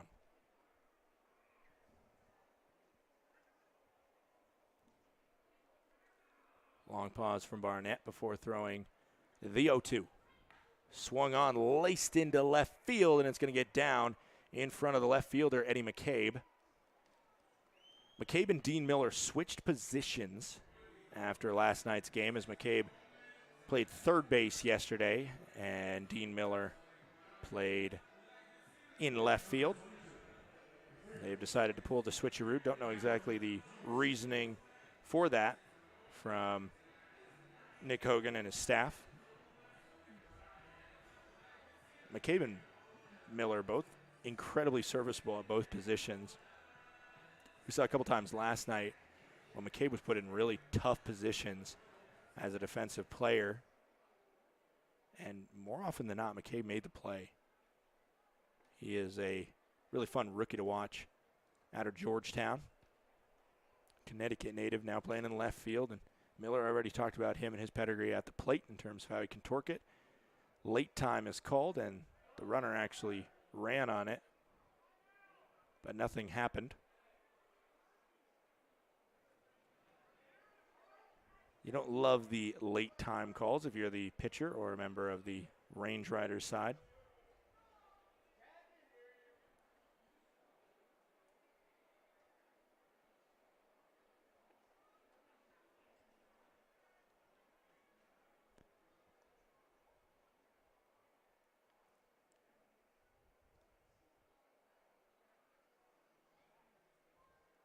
And because of the fact that the runner Greenwald was going, Barnett's going to take a loft over to first base.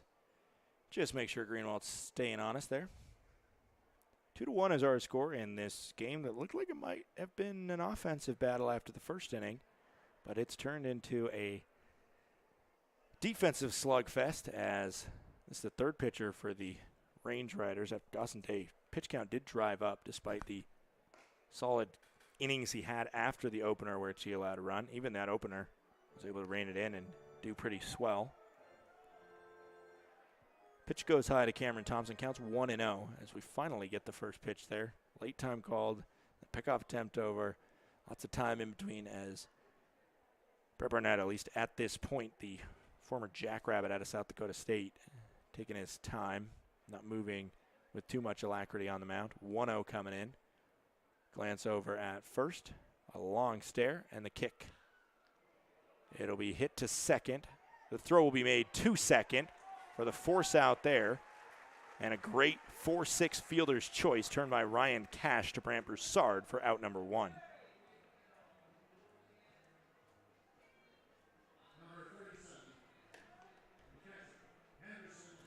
Right now the hits are 4-3 in favor of the visiting Paddleheads.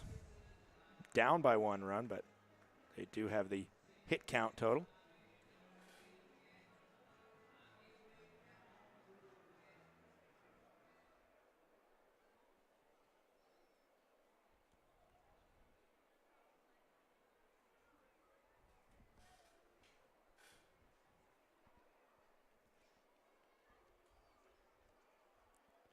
Another pickoff attempt over to first base.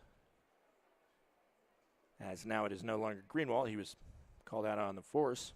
Thompson, who reaches on the fielder's choice, now stands over at the bag.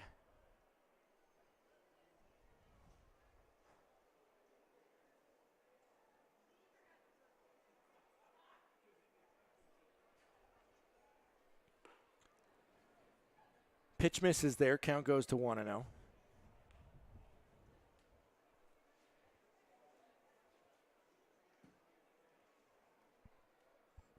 For Henderson Perez, the man at the plate on the day, an 0 for 2 stat line for him. Pop out in foul territory as well as a strikeout for the catcher for Missoula. Runners going, the throw, and it is not in time. First successful steal against Enriquez in his PBL career. As it was pretty close play, but a good jump grabbed by Thompson to be able to get to second base successfully. Did not catch what the call was. I believe it was a ball. Count goes to 2-0 with 2 outs. Runner on second is Thompson. As Brett Barnett will throw pitch number 15.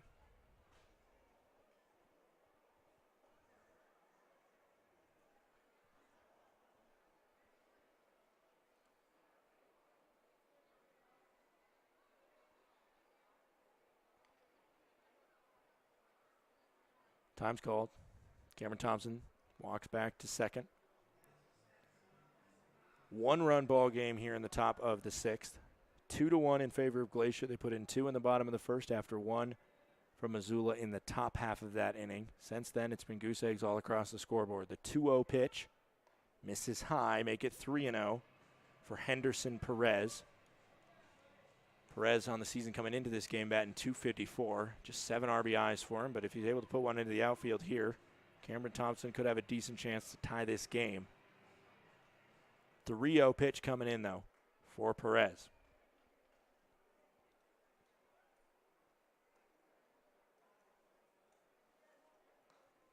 That one finds its way over the strike zone. Called strike, count goes to 3-1.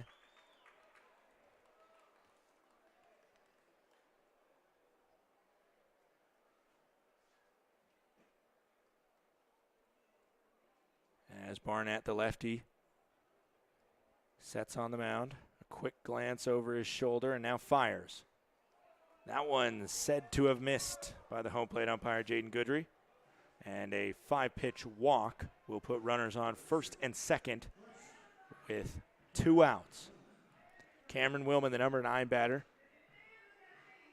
Sometimes you see quote-unquote number 9 batters as the batters that have struggled the most. It's quite the contrary for Cameron Willman. He's had a really successful season since joining the Paddleheads 15 games ago. .274 batting average, 2 triples, a home run, and 9 RBIs to his name.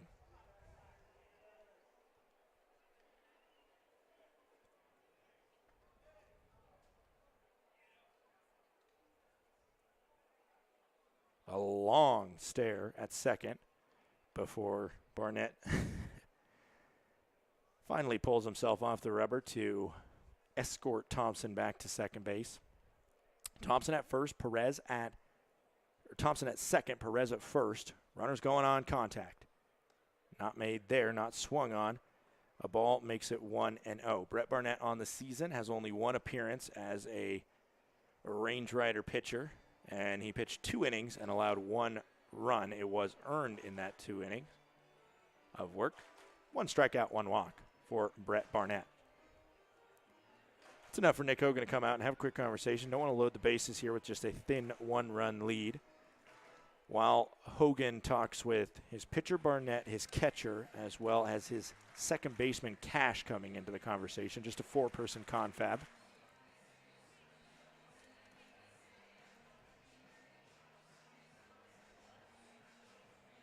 While that happens, there was a quick conversation with Jeff Lyle, the hitting coach, as well as third base coach, who was saying a couple words with Cameron Willman, who's seeing a 1-0. About to come in from Brett Barnett after Nick Hogan finishes his conversation with his left-hander. The Range Riders eliminated from winning the first half. However, they are in desperate need of a win in general. For the skid they've been on, 1-4 in their last 5 games, 2-8 in their last 10. Trying to find a way to get their July with some momentum, and a swing and a miss from Cameron Willman. He evens up the count at 1-1.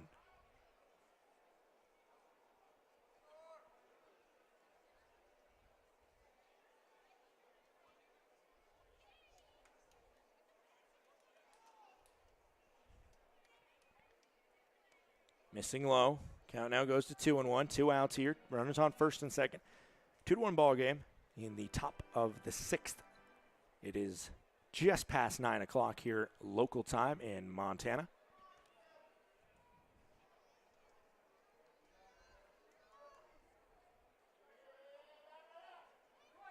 Swinging a foul ball, evens the count at 2-2. Deuces are wild with 2 outs.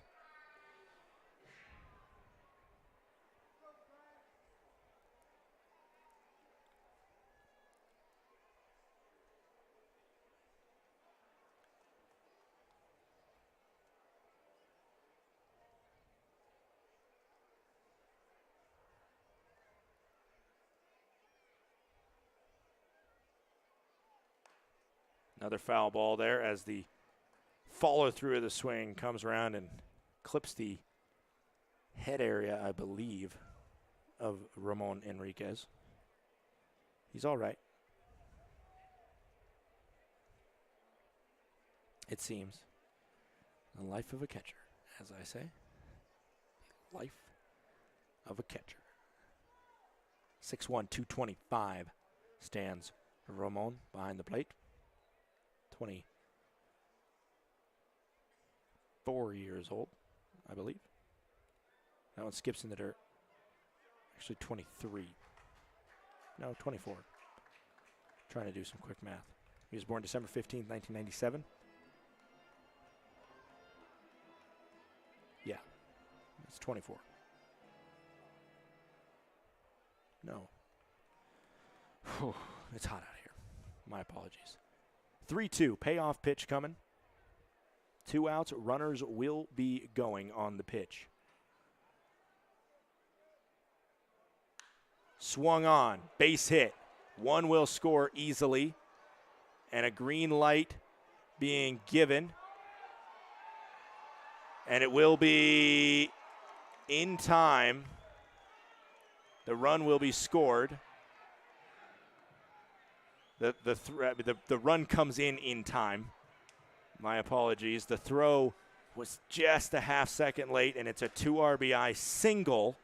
I believe a single is what that will be scored at, as Cameron Willman did advance, and an incredibly clutch play from the number 9 batter. Gives Missoula the lead 3-2 here in the top of the 6th inning.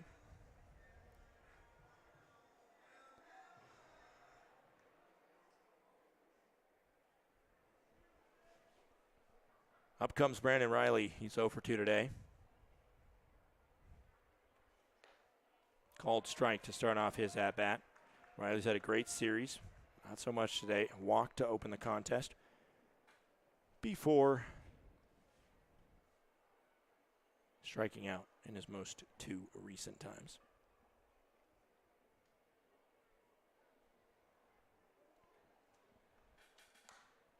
This one's hit on the ground. Over to third. Dean Miller will field, throw quickly, and pull Wofford off the bag.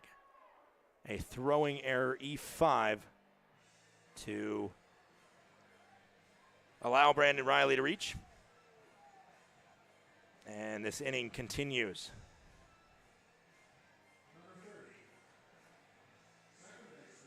Willman did not advance. Smart play by him. That's why I say runners going on contact with 2 outs. They usually go on contact with 2 outs, but Willman there realizing if he runs on contact there, he just allows Dean Miller the easy chance to just smack him with a tag and end the inning. Instead, if you just stay there, you don't got to go to third there. then you're able to force that throw, and Dean Miller just rushing it a little bit and missing wide with that throw. It does go down as an error. And right now there's a quick conversation about a potential injury, I believe, to Riley, who has Michael Schlacht as well as a trainer out looking at his hand.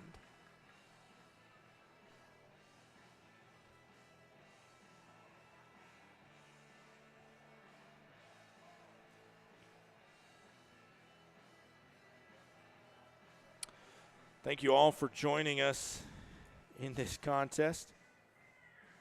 I hope you continue to join us for the rest of the season. Next week we start a 7-game series, home series, all at home against the kids from across the state, Billings, Montana. 7 games against those Mustangs, a rivalry for sure from the cross-state rivals. And when that 7-game series is over, that is officially the end of the first half of the season. Records will reset, and then we start playing really, really important ball. And we have a lot more games. Unfortunately, you're going to hear a lot more of my voice trying to take you through these broadcasts. Try and break it up. I know we'll talk to more members of the front office as things go on here, a little bit more about kind of the foundation of the stadium, of the team, things like that. That, you know, just try and enlighten you with something other than me talking about the same handful of players. The first pitch goes up and away. Count is 1-0.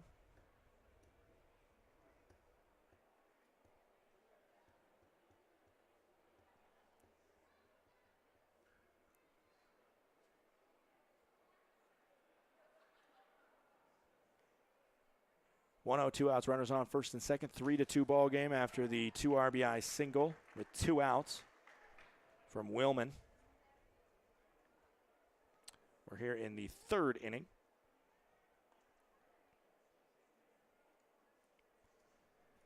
As McLean O'Connor, who's had himself a pretty successful day with a double and a single, the 2 easiest marks in a cycle. Swings on that one in the dirt and fielded well off the corn husks that are the coconut husks, the corn husks. I was thinking of Nebraska maybe, of the hometown of Timmins, the home state of Timmins, and the corn huskers. No, the coconut husks, there's no mascot. I'm 95% sure that there's no mascot called the Coconut Huskers. Foul ball. Count goes to 1-2.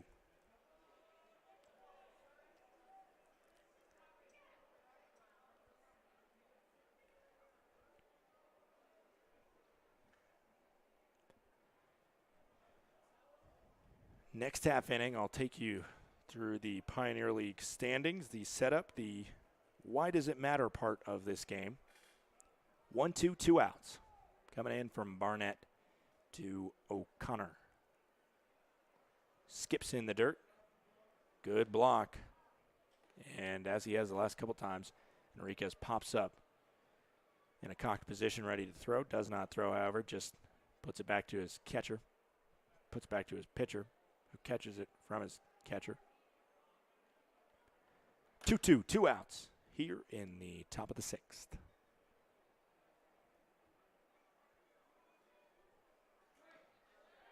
Swing and a foul ball, just enough to keep it alive.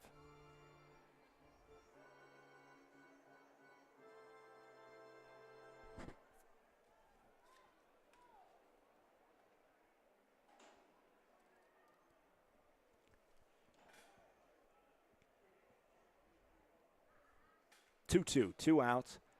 Barnett trying to get himself out of a jam that has already put 2 runs against him. A skip in the dirt there. Might have been a good pitch in a cricket game, but does not do the trick here. I think it's called a hurl, technically, in a cricket game. Don't know for sure on that one. Cricket fans out there, let me know. 3-2, 2 outs. Runners will be going on the pitch. That was the same recipe that put 2 runs across earlier this inning when Willman laced a single that put 2 runs across. Now we'll see it again. Runners do go. Swung on, foul ball. Just dribbled back, nubbed back. And the count stays at 3-2.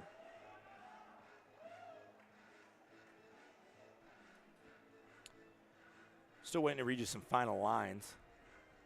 Didn't get the chance to do that when Steinfort came in and threw his 1 inning pretty marvelously. Dawson Day's day was 4 innings pitched, 2 hits allowed, 1 run. It was earned. 5 strikeouts to 3 walks. Also hit a batter. Struggled a little bit with control, but really was solid. A swing and a miss of McLean O'Connor gets the Range Riders out of the inning. However, they started the inning with a lead. They now have a deficit. 2 runs on 2 hits and an error. We'll be right back for the bottom of the 6th.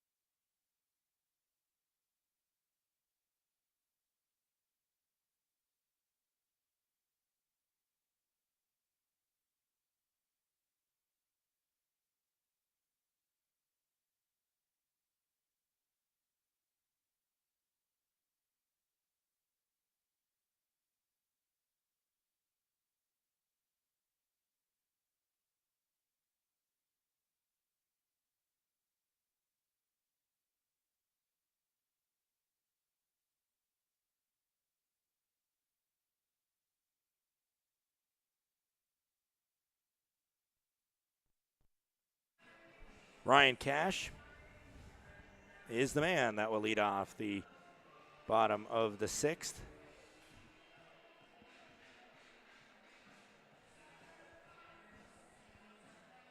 Cash today 0 for 1 as he prepares to see pitch number 1.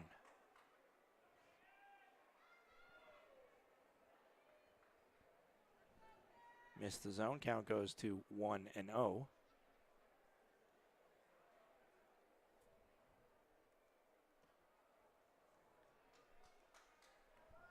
That one will miss as well. Counts 2-0. A new pitcher on the mound for the Missoula Paddleheads. It's the man that picked up the save on the first game of this series, Cody Thompson.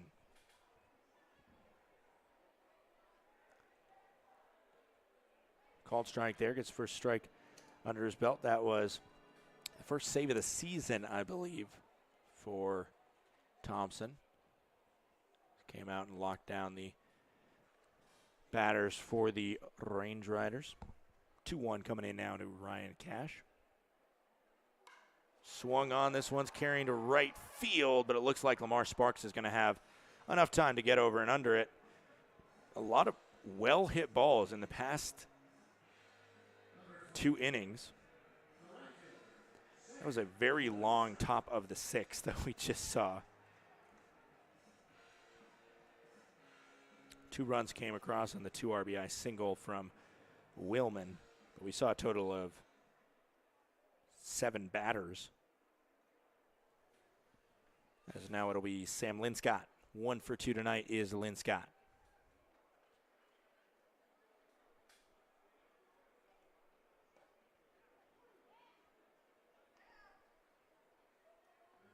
Called strike there. Start us off. 0-1 is the count to the LC State alum. Late swing there by Linscott, who fouls it up and out of play. 0-2 now is the count. I mentioned, those well-hit balls. It started in the last inning with Eddie McCabe, who led off the inning. He made contact with every pitch he swung on. A ball, 2 fouls in a row, another ball, another foul, and then he flew out to center. And then Broussard on the first pitch flew out to center. There's a called strike 3 there. And 2 gone now in the bottom of the 6th in this 3-2 ball game in favor of the Paddleheads. And then McConnell took a little bit longer than Broussard. After Broussard flew out on the first pitch, McConnell flew out on the second pitch after taking a strike looking. So an incredibly quick inning that led to just then about a 15-minute top half of the 6th. As the game has slowed down a little bit. We're almost 2/3 of the way through it with Brody Wofford coming up now. First pitch into Wofford is a ball low and in. 3 runs on 5 hits right now for the Paddleheads and 2 runs on 3 hits for the Glacier Range Riders.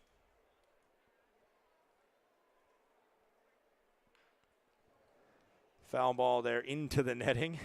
The fans behind the netting in that front row got a bluff out of them. They got that reaction. That is, it's a tricky thing sitting right behind the netting, especially when a foul ball comes your way. I've seen, I think it was Joe List actually when he was up in the booth with me last night. There was a foul ball shot right into that netting. And you get fairly used to it when you're up here and you're used to knowing that you're protected by the netting. But when you're not, and a ball comes flying at you, your gut instinct of trying to react to it as this one is laced into right center field. It's going to bounce once and twice and then get off the wall. An easy stand-up double from Brody Wofford, who is on an extra base tear right now for the Glacier Range Riders. The problem for him is that he's not had a ton of help when he's been on this extra base tear. In the game against the Missoula Paddleheads on Tuesday night, he doubled and then was able to get to third on a wild pitch and home on a RBI ground out.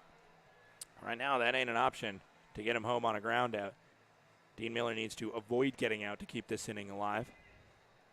But Wofford right now has really hit his stride in the second quarter of the season as we closed in on the midway point of the PBL season. That's a good time to tell you what I told you I was going to tell you, which is around the league. Why does this matter? First pitch inside to Dean Miller, counts 1-0.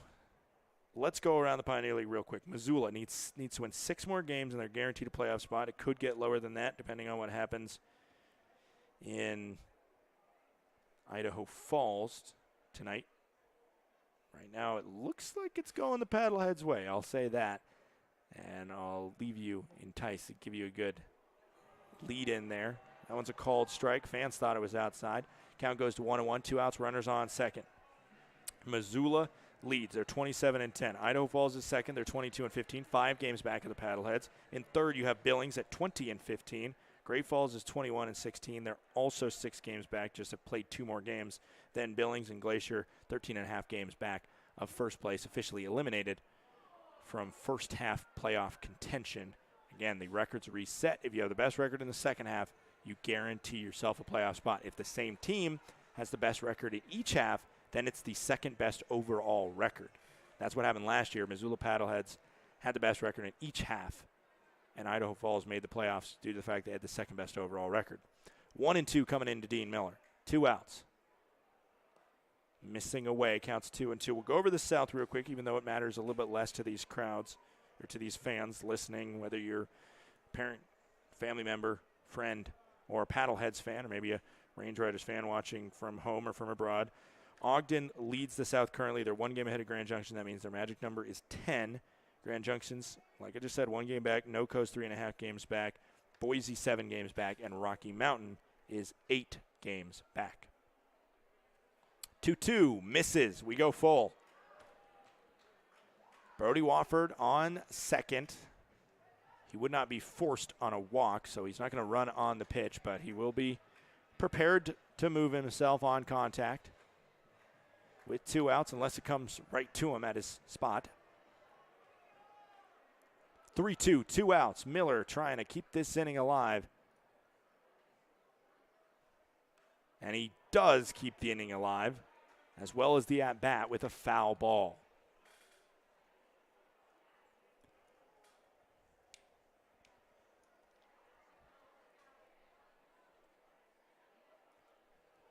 Dean Miller on the season did not play in the first game of this series, but has played in the most recent 2. And he has a .311 batting average.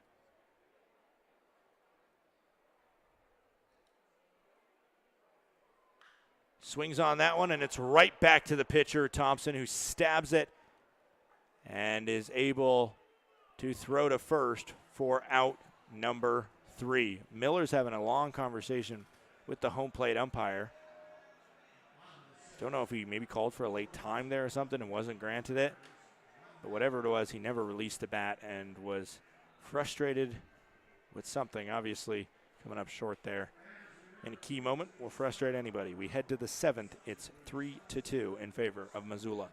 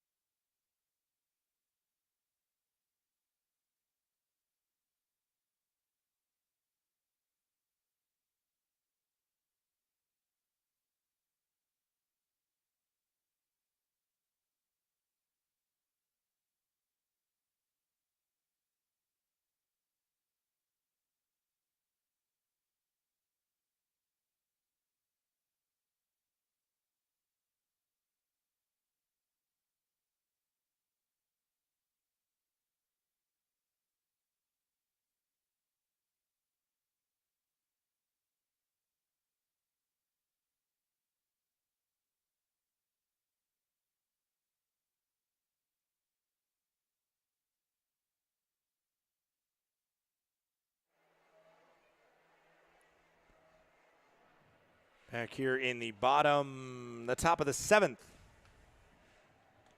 And I have some unfortunate news for you. The umpires are currently walking off the field of play. Unfortunately, what that means for us is that we are currently, I believe, in a lightning delay. I mentioned it when Carter was on the broadcast. He mentioned it as well. We saw the lightning strikes in the distance. It seems those lightning strikes have come a little bit closer and a little bit too close. Basically what the protocol is in this situation, it's the same general protocol for all athletic outdoor events, as well as swimming, actually. You can't swim in a pool if there's lightning in the area, even if it's indoors. I don't know the specifics behind that, just water, you know. But the situation is that with every flash of lightning, there is a 30-minute delay from the most recent lightning strike within 10 miles. That's the situation. And so that's currently what we have going on here. Within 10 miles, there was a lightning strike. And actually, a couple of the lights have gone out here. And I don't know if that's connected at all. But that is the current situation that we got going on here. It is a lightning delay. It will be at least 30 minutes. So from now, 9:27, check back in right around 10 o'clock. And we'll have some sort of update for you. Unfortunately, lightning can rumble through here on the side of the Rocky Mountains just west of the Continental Divide. It can roll through. There are some thunderous mountain-related storms. And that's what we're in. It's a 3-2 ball game. I believe you can call a game final, but usually there's some discretion used in terms of the expanse of the lead that is at play. Obviously, with the 3-2 game, Nick Hogan and the Range Riders would be a little bit irked if they called the game final here. So I don't think they're going to do that. These two teams do play again tomorrow. They could finish the game then. They could come up with some sort of alternative way to finish if we can't finish now. We're seeing a lot of fans exit the stadium, which is a bummer. We haven't seen any rain yet, but I think rain's about to come. So keep an eye on the board there. You'll see out it says currently in a weather delay. And again, unfortunately, we are currently in a lightning delay. This field, ooh, there was a big old flash right above. Yeah, you'll see maybe some flashes here as Mike Spears just going for it. He's walking right across the center of the field. I would not advise that. Real quick, I'll go around the Pioneer League scoreboard for those who are interested to kind of give an update on what's happening around the league. Ooh, just heard a ripple of thunder. That was not very friendly. Ogden defeated Northern Colorado 20-7, so their magic number now moves down to 9. So I'll write that in on my notes here. Grand Junction and Rocky Mountain are playing a doubleheader. Game 1 was won by Grand Junction. Game 2 currently led by Rocky Mountain in the top of the 6th. It should be a 7-inning game there. So Rocky Mountain closing in on a possible victory and a split of a doubleheader with Grand Junction. 6-4 is the score in the top of the 6th. We're in the top of the 8th in Billings in the south central / eastern part of the state. Billings is trailing Boise 8-6. This is a big number for Missoula fans. If you're a Missoula fan tuning in, I'll tell you something. Even if this, oh my goodness, there was a big old flash of lightning right there. I'll try and get through without getting too distracted, but we're about to get dumped on with some rain, and it's a beautiful sunset in one part. I think you can see it a little bit, kind of the orangeness of the clouds here, but the lightning's getting closer. So I'm going to close these windows in a second here. But real quick, Missoula fans, this is a highlight for you guys that I really need to emphasize. Your magic number is 6. If you win 6 games, you clinch a playoff spot. If you win this game tonight, if you hold on to 3-2 lead, or maybe they call it final, whatever, then that magic number goes down to 5. However, a loss by the team in second place also can move that magic number down. What I'm saying is Idaho Falls currently trails 6-1 against Great Falls. If Great Falls wins that game, that automatically moves the magic number for the Paddleheads down to 5. Another win will move that down to 4. A win against the Range Riders tonight would move that down to 4.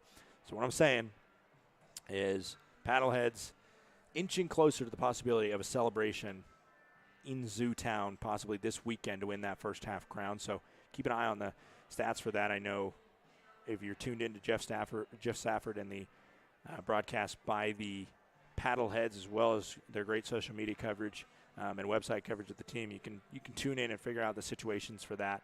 But all I'm telling you is if you're a Paddleheads fan, maybe not loving being only up one. You'd love to be up by more like you were last inning. But I'll tell you that you are very happy with what's happening in Idaho Falls right now with a 6-1 game. You can go in and tune into that one. It's the bottom of the 8th. Right now, Glacier doesn't really have a ton of rooting interest as they finish out the first half of the season, but they are definitely, if they're a Paddleheads fan out there, you are rooting for Great Falls to finish this one off, and you inch ever closer to that first half playoff spot. Hope I explained that well enough for you. Check out the PBL website for all the latest scores and updates as well. The other games going on that you can kind of keep an eye on while we wait. We invite you. I'm going to put this on mute while I go off for the next 20, 30 minutes. I believe we're going to have a check-in with the umps at around 9:50. I encourage you to just keep this on. It'll be on mute, so keep your sound on the computer and go do your dishes, do your laundry, take a quick nap. But put me up, and I'll come back and wake you up, little siren voice or something, when we come back from, hopefully soon, from a lightning delay. Of note, these two teams have gone into a lightning delay once before, and what happened was the Glacier Range Riders came out of the lightning delay and won that game. So if you're a Range Riders fan, maybe there might be some magic in the skies. Maybe not. We will be back in a few minutes to give you an update on the weather report here. Feel free to watch the sunset and the clouds roll in, or go check out more PBL baseball. My name's Sky Gladstone. Thank you so much for tuning in thus far. Again, we are in a lightning delay. Please stick around for further clarification.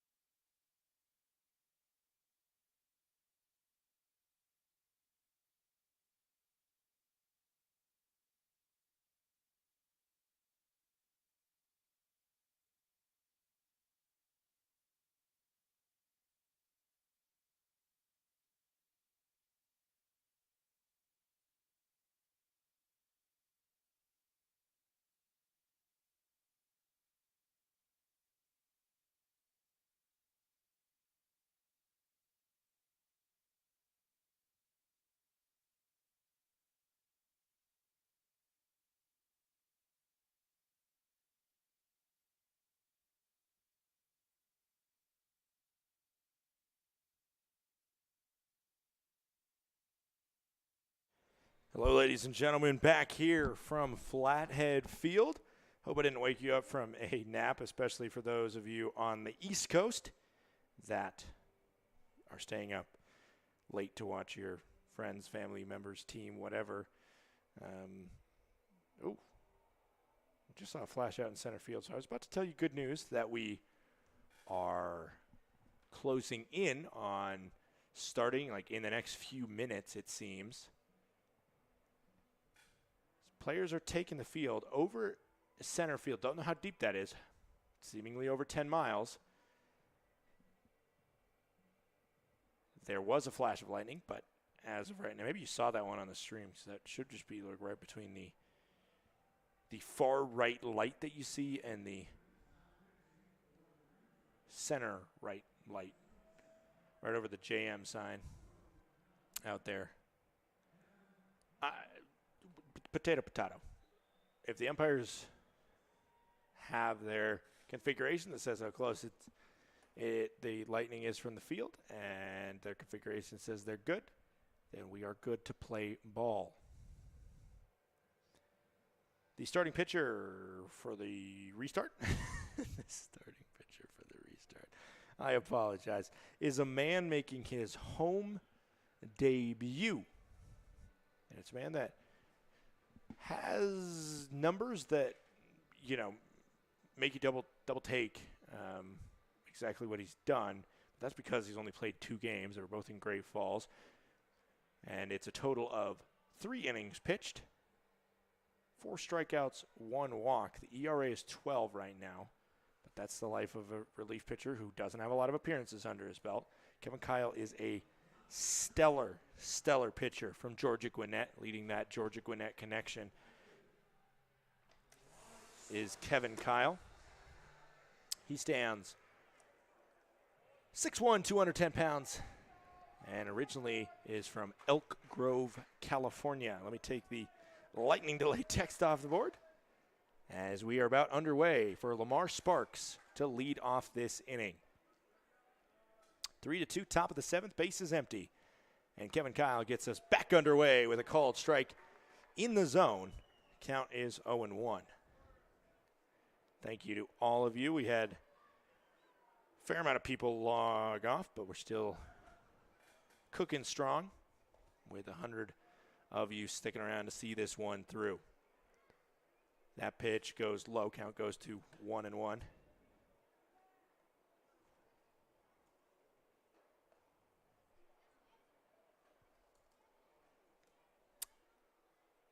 One misses away. Count is now 2-1 in favor of Sparks, the number 3 batter.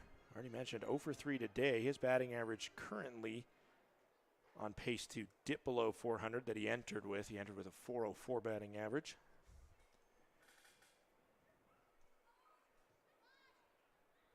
The 2-1 swung on and fouled away.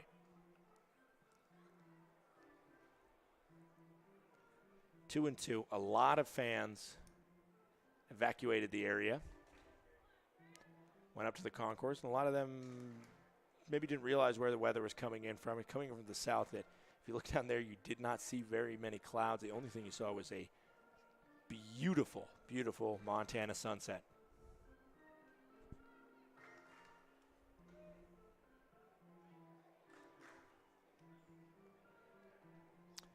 There are a lot of fans, though, that stuck it out here, just like you stuck it out on the broadcast with me. 2-2 coming in from Kevin Kyle. 2K firing to Lamar Sparks. Enriquez tried to get the call, couldn't get it to go his way. 2K is the nickname for Kevin Kyle, obviously. His initials, 2Ks. 3-2 coming in now for his opening batter in his home career. Swung on and fired into left field. A laced-based hit from Lamar Sparks, where he's able to get to first on the leadoff single after the long at-bat against Kevin Kyle. Jason Newman now 0 for 3 tonight. 1 for 4 now is Lamar Sparks.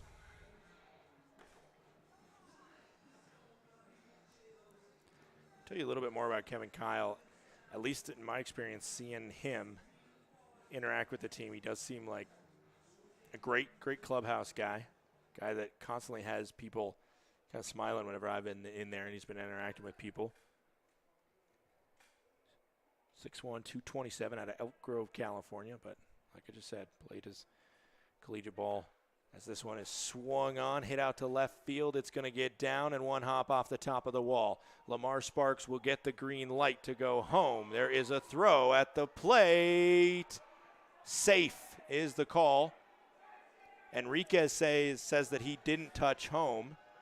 I think that's what he was saying. As we're going to get a discussion right now. No, we're not going to get a discussion right now.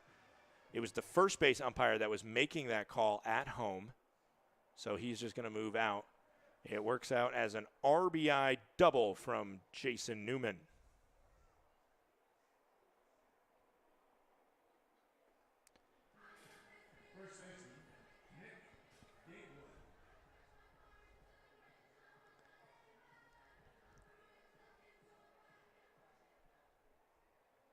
For Kevin Kyle, he started his collegiate career at San Jose State University, Division I school, obviously in California.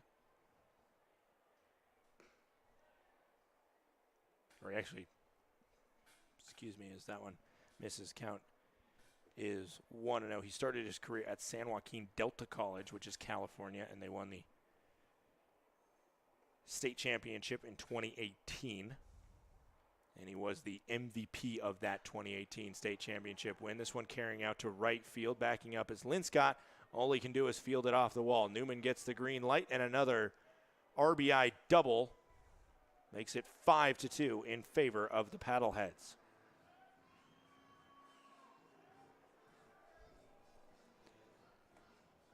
Gatewood carrying that one right after we've seen 2 hard hit balls already by this 3-4-5 part of the lineup.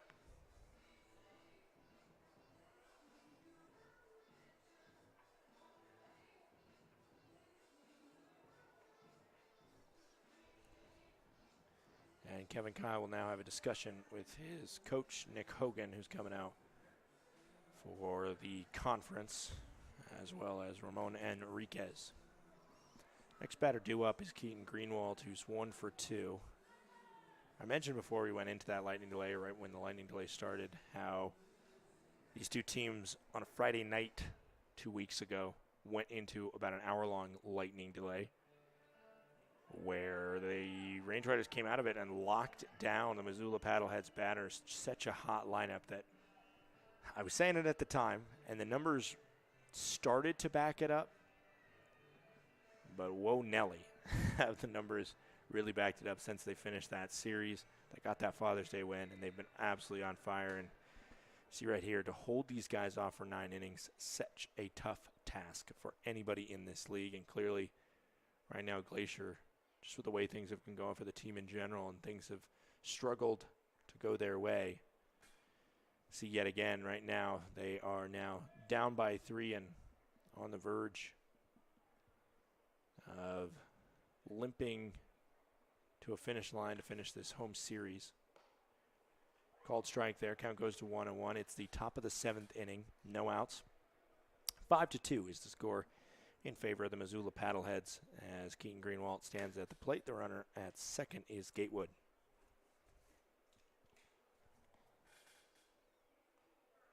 Foul ball.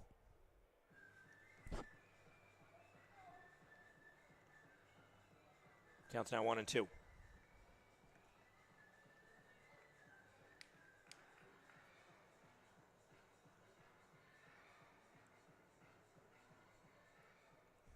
Kevin Kyle came very close to getting out the leadoff batter, Lamar Sparks, before Sparks was able to work a single out of it. This one's going to be a foul ball out of play.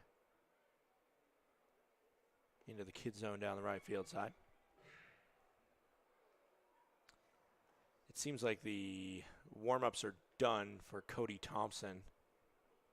He doesn't have any outs. I don't know how much he's been paying attention to that, but he does want to overwork his arm as well in the warm-ups, so he's just going to head to the bullpen. This one is carrying out to left field.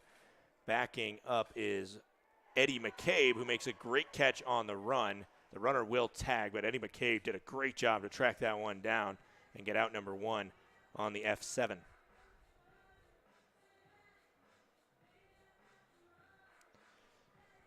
Cameron Thompson now up. I already mentioned Cody Thompson, the other C. Thompson, no relation for those two. Cameron Thompson up here. He got, what is the difference right now? A 2 RBI single in his most recent time up. Cody Thompson, who's about to come in, is a Virginia native, and Cameron Thompson is out of Pasadena, Texas. Not the side of the Rose Bowl, Pasadena, Texas.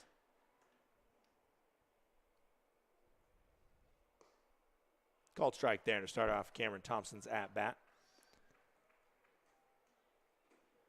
Thompson played his collegiate ball at K-State University for the Wildcats as an NCAA D1 school, while Cody Thompson, the alter ego pitcher, played his D3 ball at Randolph-Macon.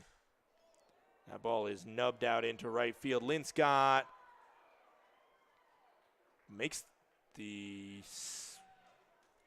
sliding grab on that one, but not after it hit off the turf first. Just got down in front of Linscott, and he kind of made an awkward diving attempt at it, but wanted to make sure it did not go by him at that point, and so he could not do the full layout, just played it off the turf. And an RBI single as Gatewood scores from third.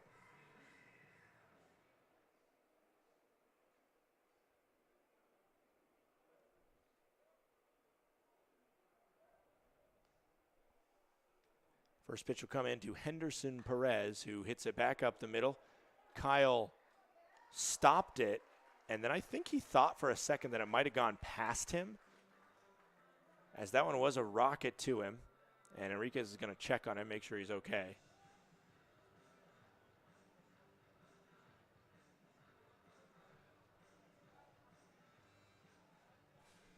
And right now we're having a mound visit. They're going to call it a mound visit.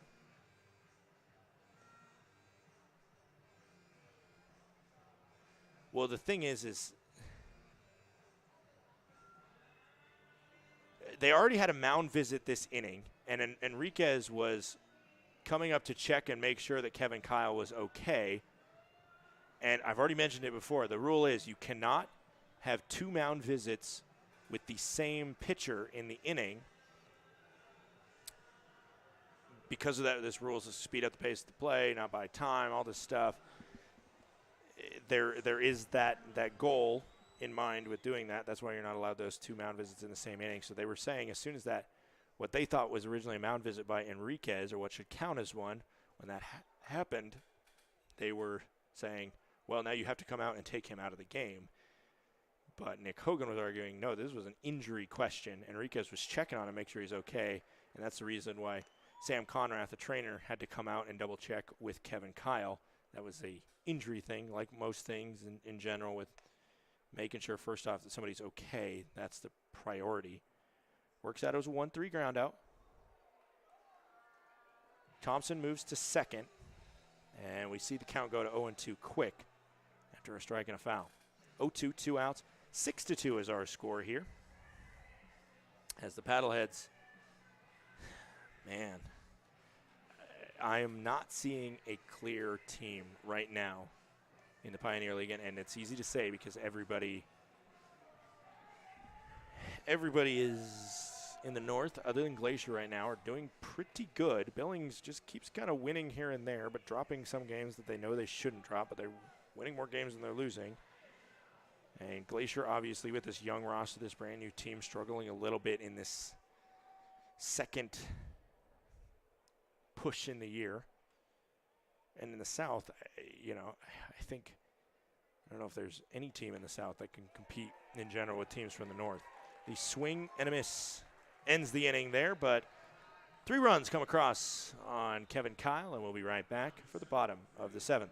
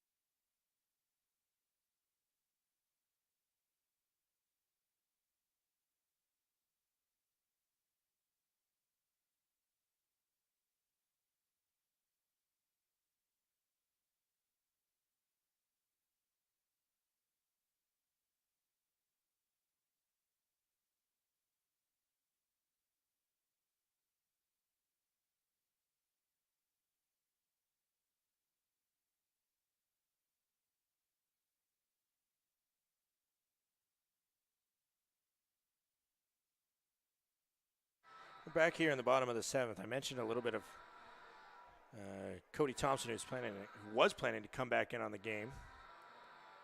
And he came out. He did his warm-ups during the first part of that inning. Then he came into the dugout, said he was ready, and then he just came out. And during these warm-ups, must have tweaked something. So hopefully Cody Thompson is okay.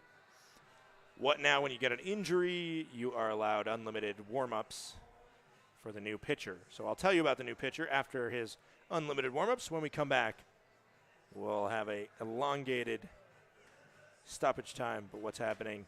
New pitcher coming in and being allowed to do their full warm-up. Don't go anywhere. We'll be right back. The bottom of the 7th is coming up, I promise.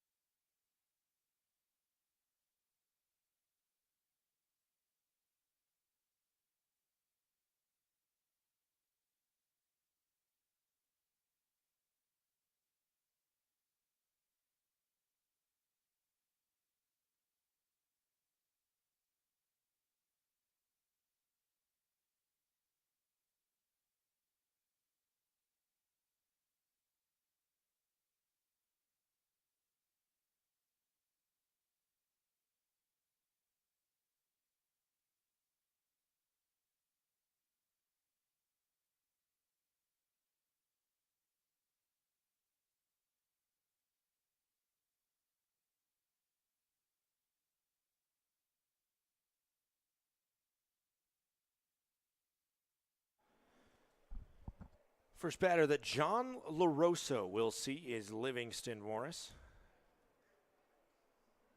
LaRosa comes on. He makes his 15th appearance as a Paddlehead this year.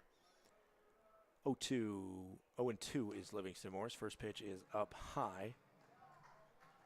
LaRosa is a 6'1", 205 right-hander out of the University of Hartford in Hartford, Connecticut. But he's from North Massaquoi? Massaquoi?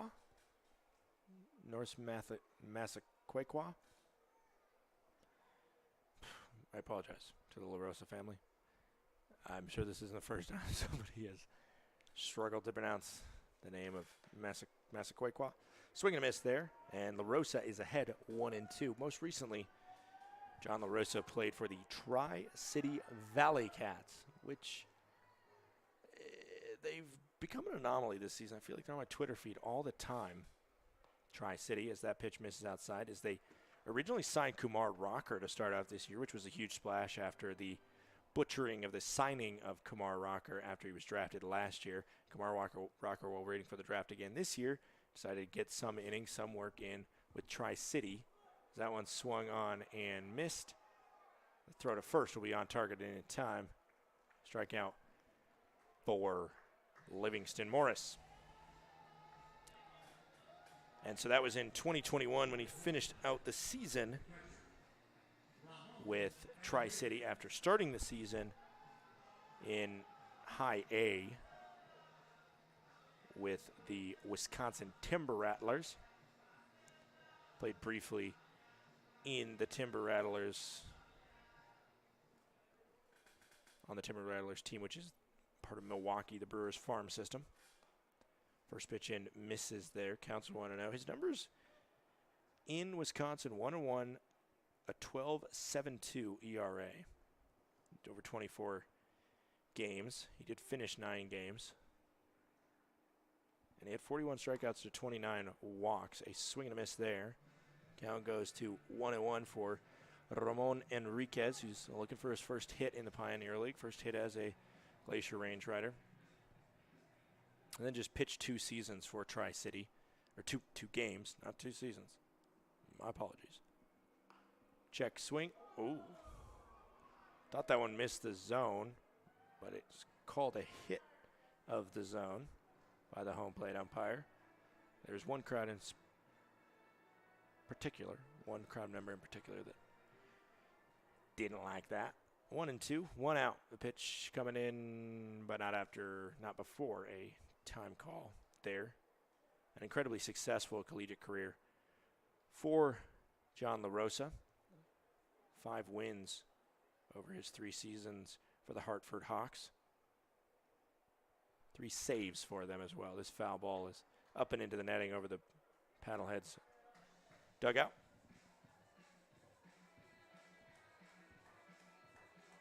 Played in the Pacific Association as well, where he really had probably his most success in general. 2-1 record in that time. But he's been all over, has LaRosa. Foul ball. Finding a home this season with really, really good stats as a relief pitcher here. You can hear it's a 6-2 lead in the bottom of the 7th. 1-2 is the count to Ramon Enriquez. We'll see Eddie McCabe in this inning as well. We're guaranteed to see him. As Enriquez prepares for the 1-2. Misses off the plate. Counts now 2-2 against LaRosa. University of Hartford, if you don't know them, there was some controversy in terms of some of the dealings at the school as they are moving from D1 to D3, and that made a big news in the NCAA landscape. Check swing does not go. The appeal over first definitely did not go. 3-2 now is the count. Obviously, LaRosa played there. I don't believe they complete their full transition to D3 for another year or 2, but that was all levels of athletes, alums, everything frustrated with that. But of course, Hartford making that decision because of financial obligations. 3-2. That's a called strike 3, and Enriquez is down by way of a backwards K. Eddie McCabe comes up now. McCabe, 2 flyouts to center. He started off the bottom of the 5th with a flyout to center in that inning where we saw 3 straight flyouts to center. He's played 4 seasons, or at least had 4 seasons where he acquired stats for Georgetown. An incredibly, I said a successful career for LaRosa, but man, Eddie McCabe put in work with the Hoyas. Obviously, very good Division I school, solid baseball program there. And he had 157 games played, 85 runs scored, 25 career doubles, 8 home runs, 81 RBIs in his career. 10 stolen bases as well. He can move pretty decently. A career batting average in college of .305, which is, again, incredibly solid at a D1 school playing in the Big East out there. He was first team All Big East as a sophomore, I believe. That was definitely the season where the stats backed him up the most, a .345 batting average in that sophomore year. But the thing is, his other seasons were not far off from that. Ball makes it 3-0 as Eddie McCabe perfectly fine reaching by a walk since graduating high school. He's reached in total 144 times via the walk. This will be his 145th career walk. And misses high, and he'll give him the 4-pitch walk. Just in general, Eddie McCabe, you look at his resume coming in here, and you can see he's clearly a good locker room guy. Honor roll is something that's mentioned a lot with him. He was a high honor student in high school. That's the reason why he got into a great school. Norwalk, Connecticut native. I doubt his family is still watching as it's past midnight now on the East Coast. But I'm not going to question the ability to push through and see the results of Eddie in the late going. Not going to question it too much. I'll tell you what. The lightning delay, that's what would kill me. If a game lasted past 10, and make it. But the lightning delay might conk me out for good. As a called strike in there. 1-1 now. 2 outs. Eddie McCabe on first for Brant Broussard, who's over 2 at the plate today. Just 4 hits by the Range Riders, resulting in their 2 runs, both coming in the bottom of the first. They have been silent since then.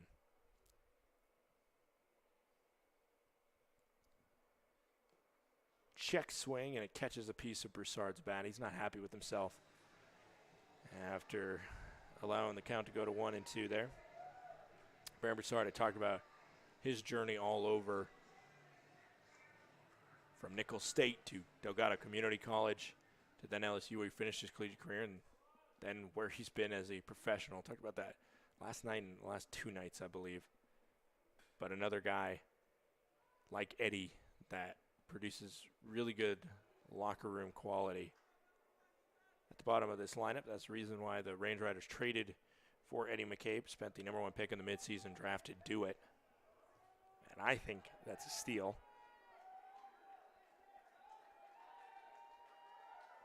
Testament to Eddie as a 2-year captain at Norwalk High.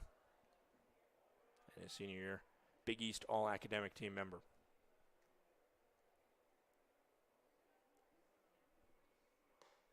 Missing there, counts now 2-2, 2 outs.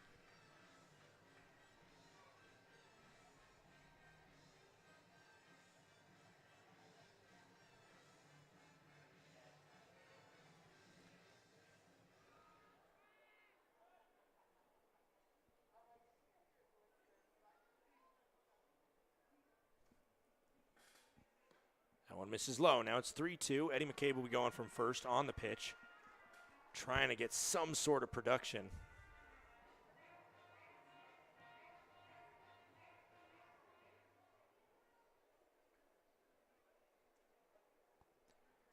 As we'll see if they can benefit from the fact that McCabe will be allowed to run. He will not be held on by Gatewood over there at first. Just going to back up and play the possibility of a ball hit and play by Broussard. The pitch, not hit and play. Fouled out of play by Broussard. We'll do it one more time. Unfortunately for Eddie, when you talk about his career, the thing that stunk for him is the fact that obviously 2020, it was a stunted schedule that Georgetown played with the pandemic shutting them down mid-season. I wouldn't even call it mid-season, early season, just 17 games in. And then they were only able to get 31 games in. As again, he's going, but he will be able to stand up into second as Brant Broussard will be able to work his way to first base. 2 walks by LaRosa, 2 walks in a row by LaRosa this inning as Ben McConnell comes up. And McConnell is a guy that only has 1 home run on the year, not a lot of pop in his bat, but McConnell can crush the ball. In batting practice today, he was smacking it hard. And Michael Schlack is going to come out and have a conversation, use their first mound visit of the inning. They're going to bring in the entire infield. Thompson, Willman, O'Connor, Gatewood, Perez, LaRosa, and Schlack, all a part of this conversation. I'll tell you a little bit about that stunted senior season that McCabe had at Georgetown. They had a 6-25 record, and you can point a lot of that to the fact that they didn't start play till April 7th. I think usually Division I college baseball seasons start sometimes late January, maybe. At least by February, you're playing ball. Obviously, because different schools were at different places and how comfortable they felt, the Hoyas only really played their Big East schedule, and I believe a stunted Big East schedule at that. And for the most part, more teams just were able to get in more reps before they started that Big East schedule. They only played 1 game before they started against a really good UConn program. And they had to play on the road up in Stores. And again, just a 6-25 25 record for them last season, but Eddie McCabe, really one of the premier players of that Hoya squad, as well as a kid that I went to 1 year of post-grad prep school with his brother, a kid named Andrew Chufo, who's a stellar shortstop, playing for Georgetown now and lighting it up. I feel like I see a highlight from him all the time. His brother, Richie Chufo, who I went to school with for that year, also a stellar player. This one's going to be a tough play at first, but it's going to be made by McLean O'Connor, who fields that one and just beats out the running Ben McConnell to get out number 3 by way of the 4-3 groundout. We'll be right back for the 8th inning of play. Don't go anywhere. It's 6-2 in favor of the Paddleheads.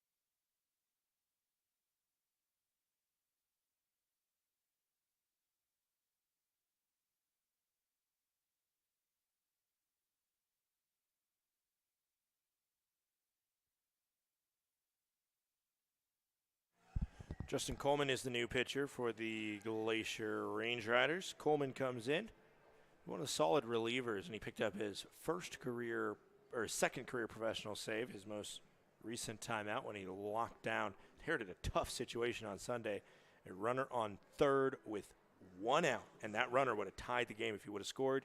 He was able to force a hit to the third baseman where Eddie McCabe made a beautiful play and the throw home to get the force out there, and then a fly out to center ended the contest.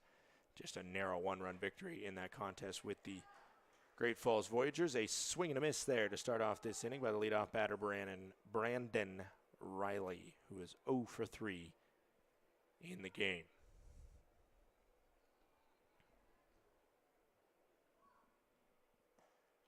Called strike. Make it 0-2.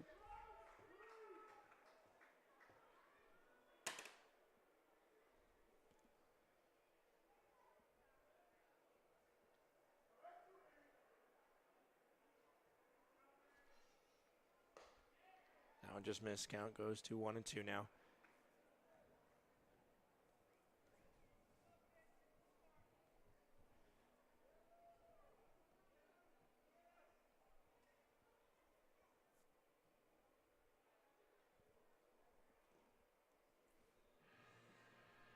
Misses low now, 2-2 in the dirt. We are final from all other scores in the Pioneer Baseball League. Already told you Ogden moves to 21-17 on the season with the win. This count now goes full at 3-2 after it started 0-2. They beat Northern Colorado 20-7. Northern Colorado falls to 15-20. Does the not new team, but after taking a year off. They're back in the league. Talking with Mike Shapiro a little bit about NoCo and what they're doing, and very different from Flathead, but I think it's going to be equally successful, and it will be a walk there to lead off the inning to Brandon Riley. McLean O'Connor now 2 for 4, steps up. Double and a single for O'Connor, but struck out his most recent time up.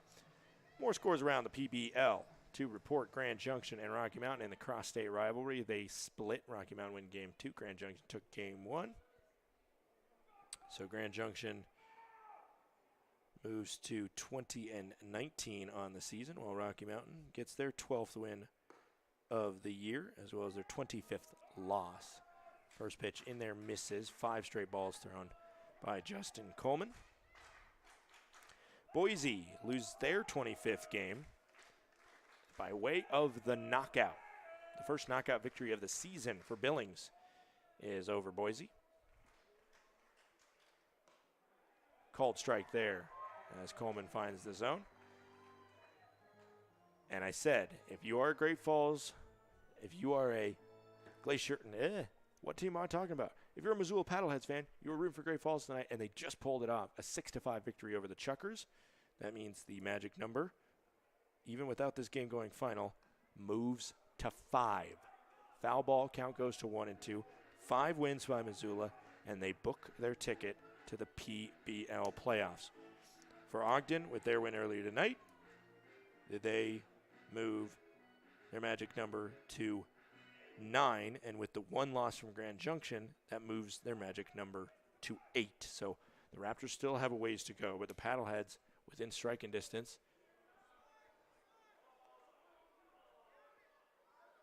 O'Connor flinched, but no umpire is going to say that he went across. I don't think he did. I thought it might have been closer to a strike 3 called rather than the swinging variety. 2-2 coming in. That one is swung on. It's looping down the right field line, and it will be off the wall foul. And I should clarify what wall that's off, especially because you can't see down that right field line with the angle that we got. There is a concrete foundation up in right field in the foul territory. That's eventually going to be a beautiful clubhouse for the away team, as well as an analytics, an indoor turf pitching facility, batting cages, all that stuff, and then a party deck on top for groups to be able to head in and, you know, have a great view out there and a great chance to get some foul balls, as that one is going to be a wild pitch that's going to get by Enriquez and advance the runner 90 feet. Riley getting into scoring position on the wild pitch. Still no outs here for Justin Coleman, as this game, more fans making their way to the exits after the lightning delay, and then the late inning run scoring ability from Missoula. You just feel the energy kind of leaking out of the contest. That one misses inside. Ball 4. O'Connor walks.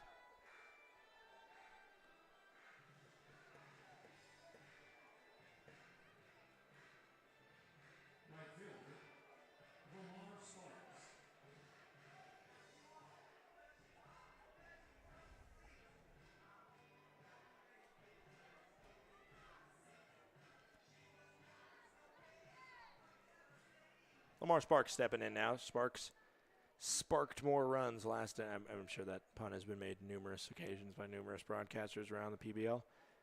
But I needed to do it for the first time. I think that was the first time I did it. And I'll hold off on doing it the remainder of the season. That one's spanked out to left field, and it goes off the bottom of the wall. It's going to be a double stand-up variety for Lamar Sparks. And an RBI to tag along with it. It's 7-2 now in favor of Missoula. Doubled last time up as well, did Lamar. And so did this guy. A double for Jason Newman his last time up. That scored Lamar Sparks as part of the outburst of 3 runs in the top of the 7th. They already got 1 now, and they don't even have an out to deal with. Runner on 3rd, runner on 2nd. 7-2 is our ball game here in the top of the 8th.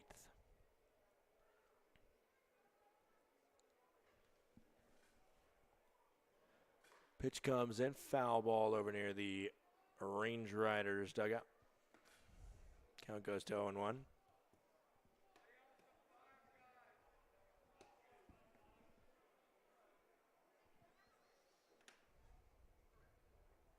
Glacier Range Riders, one of their seeming curses in this opening season have been Thursday nights. As that one is called a ball, Enriquez doesn't have great body language in terms of his appreciation for that called ball. Count goes to 1-1 as the fans who are sticking out trying to start a Let's Go Riders chant.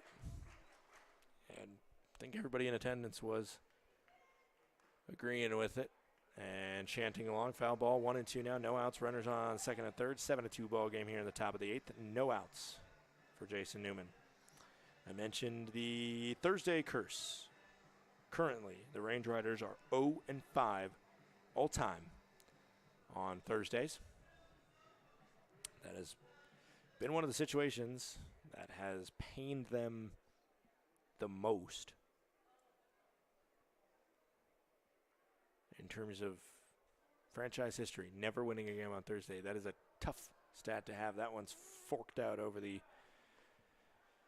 Sweets over in the right field foul area. Gonna hit a car out there, I'm sure, or at least get near one. Somebody might have a souvenir waiting for him in their back seat. 1-2, no outs. We'll do it again to Jason Newman as Justin Coleman tries to get the first out of this inning.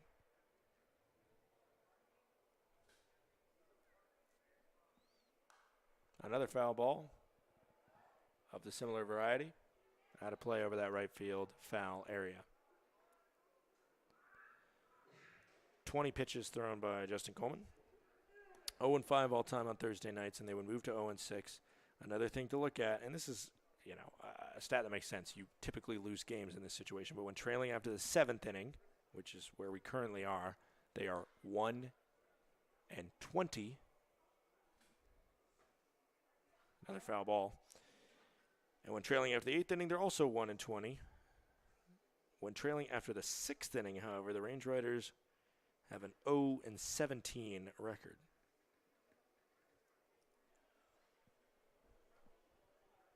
And they were trailing after the 6th inning here, so they would keep that unfortunate run going.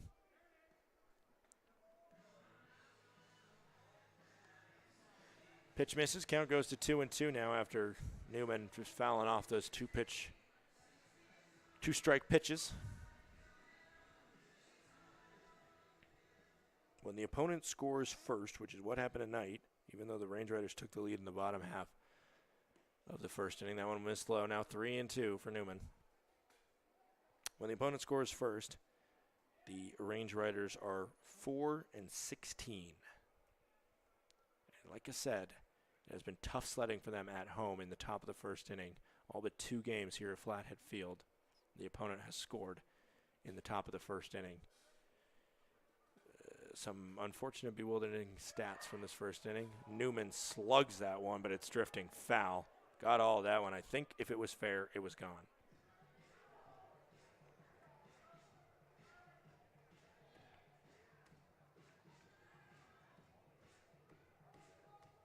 I think you see the biggest difference right now for the Range Riders in terms of the Paddleheads, who clearly on the field are this season and last season have been the marquee program. A swing and a miss. And a strikeout of Newman, and, well, the Paddleheads DH made Coleman work hard. That at bat was 1, 2, 3, 4, 5, 6, 7, 8, 9, 10 pitches. But eventually the victory goes to Coleman. He gets his first out, but he still has a runner on 3rd in O'Connor and still a runner on 2nd in Lamar Sparks. Speed from both of them if they're given the opportunity. Nick Gatewood 1 for 3 today. He doubled his last time up.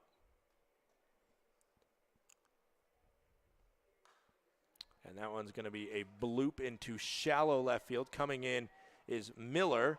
The runner is going to go home, and Miller's not going to throw. That was Eddie McCabe out there in left. Miller played left field last night. I think McCabe is not happy with himself. Put the glove up to his mouth there, and that is usually a sign when you put your glove over your mouth that you are having words with yourself. In the state of frustration, it goes down as a sac fly for Gatewood. I think McCabe probably just didn't think that O'Connor was going to run, and so maybe wasn't looking, and O'Connor called his bluff and went flying home and is safe there. Sac fly makes it 8-2 in favor of the Missoula Paddleheads, who have taken a game that was 2-1 2 innings ago and turned it into a fair amount of comfortability for them. Looking to win their 15th game in their past 16. Which is an incredible run and easily worthy of the PBL North first half title that they are closing in on. Michael Schlacht has done an incredible job bringing back the key pieces to the puzzle last year and adding in new ones that have made differences. Swung on, that's going to be a base hit into center field. Lamar Sparks has the green light, and there will be no throw from Ben McConnell. An RBI single from Keaton Greenwald, 9-2 now in favor of the visitors.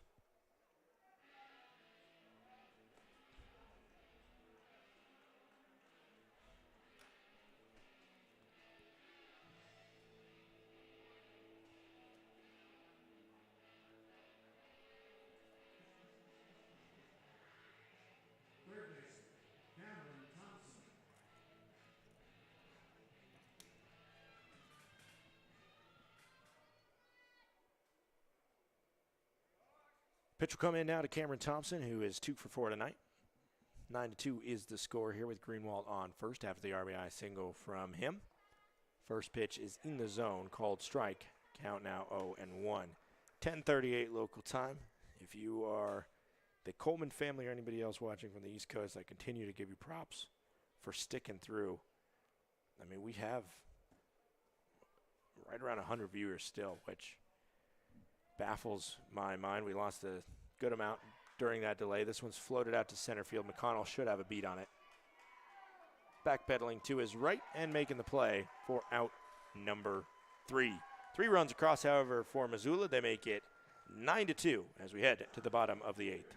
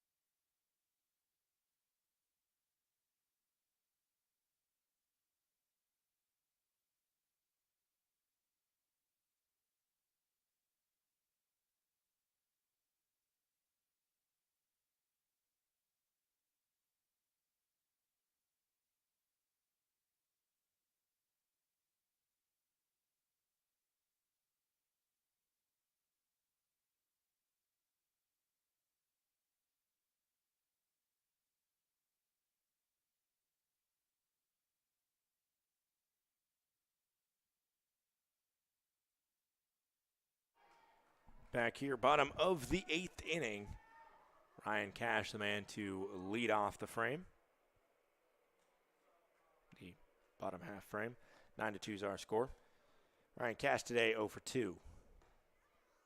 First pitch is a ball. From John LaRosa is coming out for his second inning of work. For LaRosa, already talked a little bit about him thus far and his career up to this point. That one's foul. Count goes to 1-1. 16 2/3 innings pitched for LaRosa this year. 1 win and no losses, 4.86 ERA. His most recent appearance was on the 4th of July when he pitched an inning and a third for the Missoula Paddleheads, and he allowed 3 runs in that 1.1 innings. Swing and a miss by Cash. That's rare that you see him come up empty. So, of course, that jacked the ERA up, those 3 runs that he allowed on Independence Day. But for the most part, he has done really well. The inning before that, or the outing before that, he allowed 1 earned run in 1 1/3 inning. So missed away. Counts now 2-2. No outs. Bases empty. He, other than that July 1st outing and July 4th outing that were both 1 1/3 and he gave up runs, coming into that, he had pitched 5 straight outings with no earned runs, and all those outings were at least an inning. It's going to get all the way to the backstop there. Another ball makes the count 3-2, including 1 inning with no earned runs against him against Great Falls. 2 1/3 scoreless against Glacier here in the loss that they saw on Saturday night, June 18th, the day before Father's Day. 1 1/3 twice against Idaho Falls as well as Great Falls. And it'll be ball 4. He'll walk Ryan Cash. He also threw 2 innings scoreless against Idaho Falls on June 29th. Been with the team the entire season. Made an appearance in the 2nd and 3rd games of the season for Missoula. Did not allow an earned run in either of those. Did LaRosa, the former Hartford Hawk. Massapequa. I think there might be a typo in the roster because I'm seeing his. Let me double check what Norse. Yeah, that's the problem. The roster has a typo in it. Massapequa makes a lot more sense. I've heard North Massapequa before. I have not heard North Massapequa. As that ball misses, counts 1-1 now. The roster has his hometown spelled North, North, Massaquequa,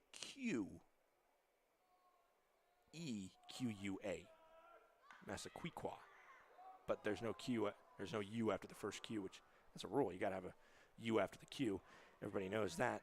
Simple English. But I was just thinking, is North Massapequa not following that rule? Do they just throw the English dictionary out the language? Because I know there's a ton of towns out there that do not care sometimes what the rules of English are. 1-2, late swing, another foul ball there by Sam Linscott. His family is in a much better situation to be watching this, where the LaRosa family, if they're watching it, they're prying their eyes open nearing 1 a.m. in North Massapequa. I've said North Massapequa way too many times. And I apologize for those who are sick of hearing me say the hometown of John LaRosa, as well as probably just sick of hearing me speak. Oof. 1-2. Another foul ball. Sam Linscott refuses to go down too easy. He's fouled 4 pitches off this at-bat. There was also a ball in there as well.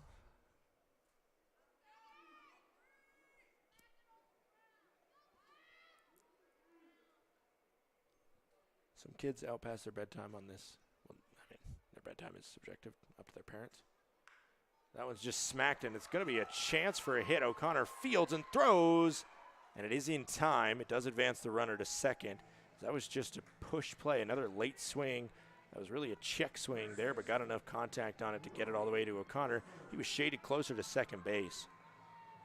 playing for more of a pull by Linscott, but it was a slow roller enough to allow O'Connor to get there and move Cash 90 feet to scoring position.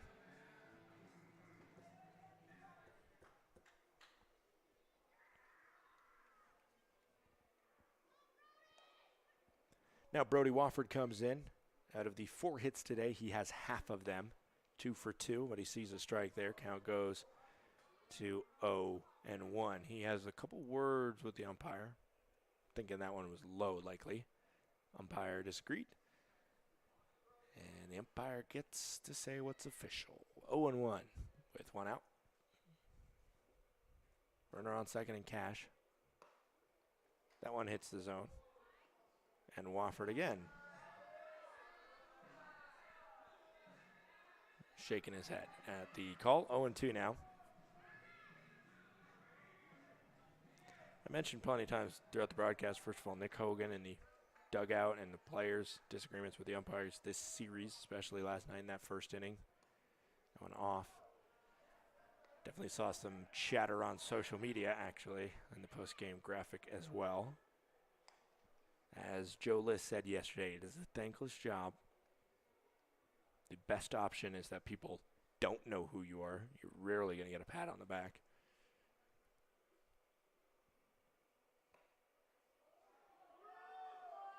As I think Wofford knew that one. As he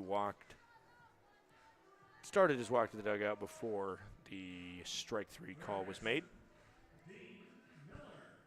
He just immediately started walking there. Dean Miller 0 for 3 tonight. Miller grounded into a double play, struck out swinging, and grounded out.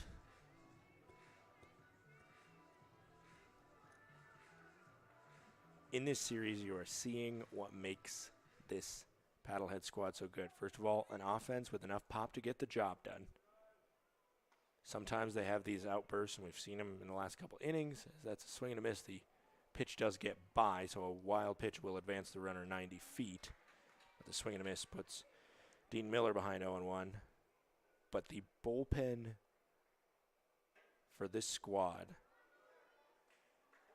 in a league where the bullpen a lot of times can be sketchy, and that's the reason why you see some outlandish numbers in terms of final scores at times. The bullpen is so good. An ERA of 5.07 compared to the ERA of 7.12 for Glacier. And Glacier has struggled as a bullpen, but 2 whole runs lower on the ERA is, that's an incredible number. This is going to be a wild pitch. There's going to be a play at the plate. It's safe. It is safe at the plate.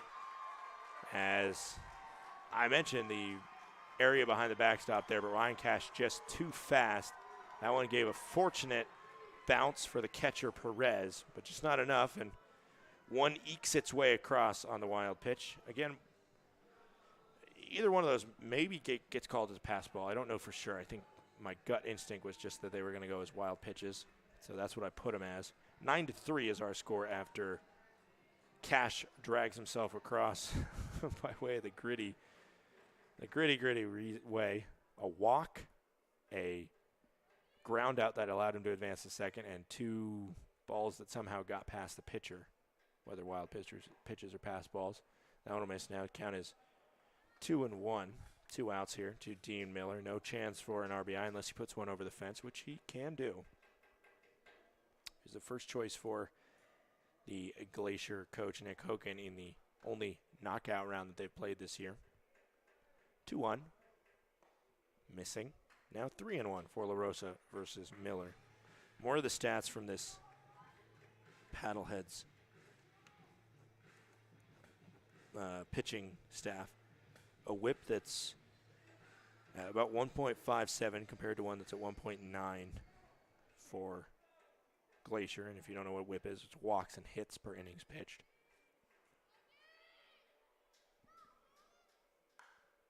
Foul ball out of play. Usually as a team, if you're around 1.5, that is really, really solid. As a pitcher, you want to be as close to 1 as possible. Maybe you're even less. They have played one more game than Glacier, but allowed about 61 less hits than Glacier. And total runs, Glacier allowed 280, This is going to be a great play. Missed the bag. Missed the bag. The pitcher missed the bag, as it was a great play by Gatewood to get over, and then he flipped it to the pitcher, and La Rosa had to make a half step to that. And that's a question. Well, I don't know if you call that an infield single, you call that an E1, you call that an E3, you call that an E1 for a incorrect tag of the plate. We're going to have a quick conference between the home plate umpire and the first base umpire. Maybe they're going to talk about that and see what they could see. Nick Hogan's going to come out and say, are you really checking that? That was clear as day to him. And they are going to say safe. It was a situation where the first base ump didn't have a great angle to see how close La Rosa was to the bag, but I also don't think La Rosa was that mad about the call. I think he was more frustrated with himself, especially after not being able to get the tag in at home on that wild pitch. He was frustrated to not get the play made there after, again, I don't know if that's going to be credited to La Rosa or to Gatewood. I'm going to go with Gatewood right now, as maybe you assume, not assume, maybe you say that the toss from Gatewood wasn't perfect and made him go off the bag. Again, I don't know exactly what our official score is going to do, and I'm not in the same box as our official score. So I can't tell you, but I am going to go E3 on Gatewood. And again, if Gatewood's family is back home in Duluth, Georgia, staying up to 1 a.m. to watch that, that's not me saying that. That's me putting that in my scorebook right now, and you can check the official the official stats later. We got a pinch hitter. It's Justin Mazzone who sees the ball go outside. 9-3 here, as Glacier trying to get something to bring this game closer. And we also will have a pinch hitter up next if we get there, as it would be a debut. Runner's going, but D. Miller's going to have to walk of shame it back to first.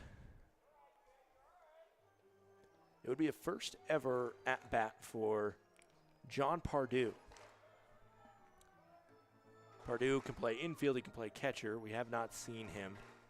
He might actually come in at catcher in this next inning because he's wearing the catcher's knee pads. So we might see a catching debut for him, period. A swing there. Oh, he went. He definitely went. And the third base ump says he did go. I have a better angle up here than our third base ump, Andy Hergesheimer, has. And I can tell you, he did go, much to the dismay of the fans here.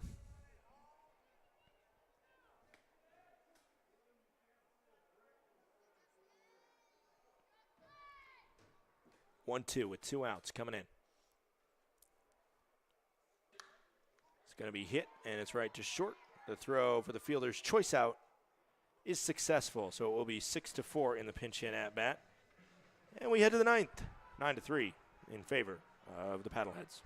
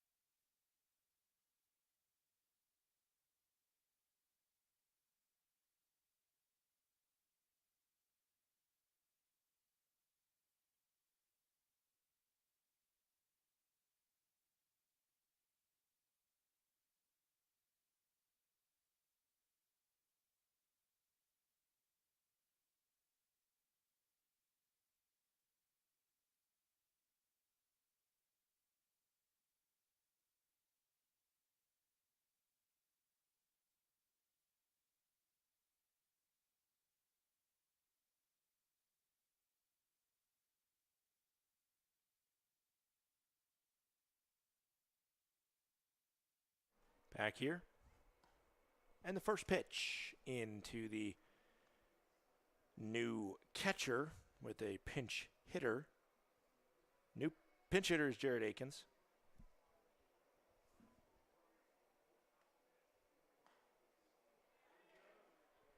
That one hits the zone. Now 1-1. Akins is the pinch hitter. Coleman's still in to pitch, and the new catcher is John Pardue.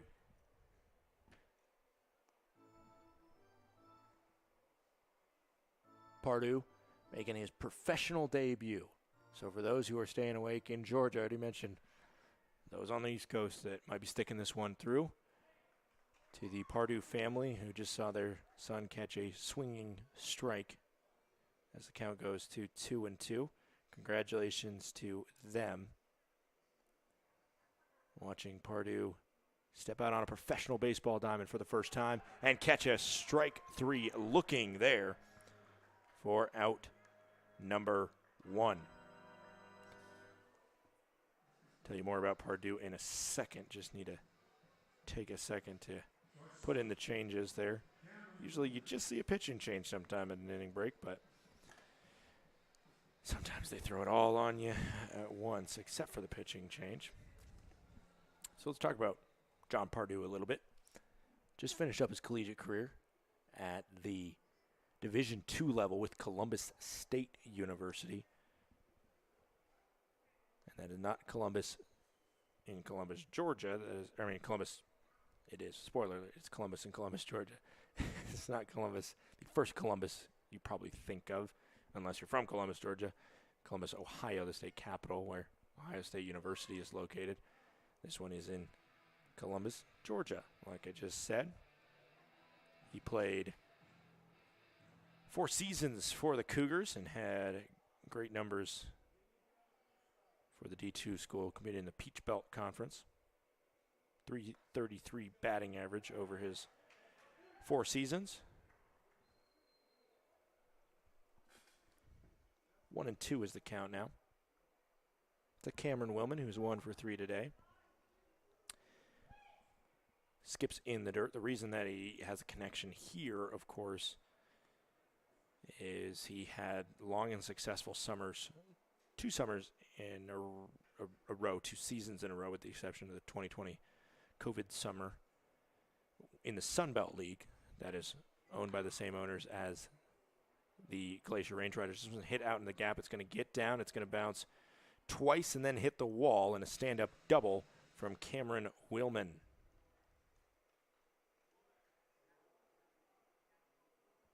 It's just been that type of day. The first 5 innings, not dominated by Glacier, but handled by Glacier. They got the lead. Dawson Day got into a rhythm. He was working. You saw Steinfort pitch a blank inning. And then top of the 6th, that's when things started to go haywire. And since then, it's been 3 runs in the 7th and the 8th after we returned from the lightning delay. And 9-3 is our score here in the Flathead Valley. 1 out, runner on second. Flip over the lineup card to Brandon Riley, 0 for 3 today. Breaking balls called. Strike. Count goes 0-1.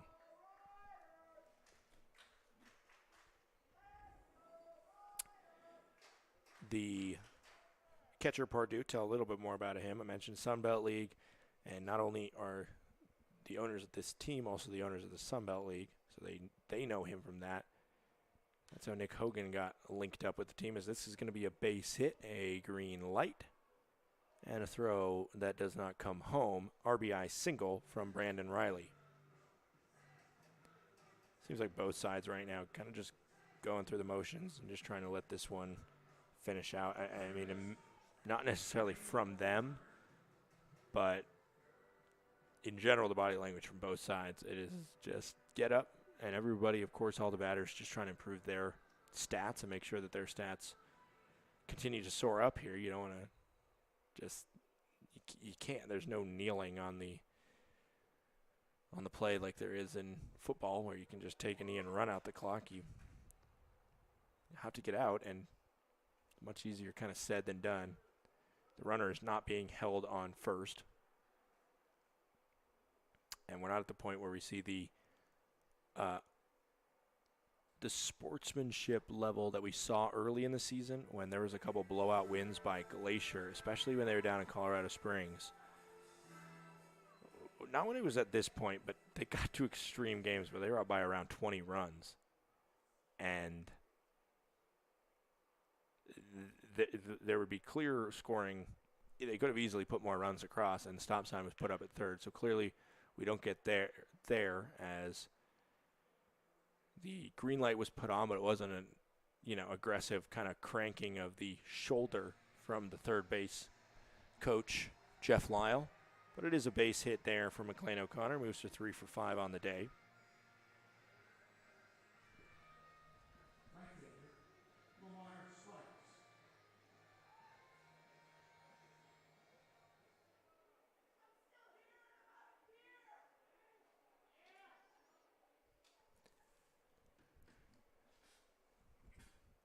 Lamar Sparks now up with the runner on first and second. And a heavy swing and miss from him. I think I started to talk at some point about the further connection from the Peach State for Pardue. Played in the Sun Belt League, and he was a member of the Norcross Astros in 2019 and the Gwinnett Astros in 2021. Called strike there, count goes to 0-2. And Nick Hogan, before becoming the manager of the Range Riders, he was a manager in the Sun Belt League. Clearly how he linked up with Pardue and brought him across the country. Swing and a miss for strike 3. Lamar Sparks not happy with the home plate umpire. And again, they don't need the runs right now, but these guys are all, to some extent, trying to get to the next level and get into an affiliated ball system where they can keep their dream of playing in the majors alive. And you don't take any strikeout lightly, especially when you think you were wrong by the umpire. Especially in this situation, there's often a idea by those, especially those winning, that you don't get as many calls. You get calls against you specifically in a blowout, which this has turned into, depending on your definition of a blowout.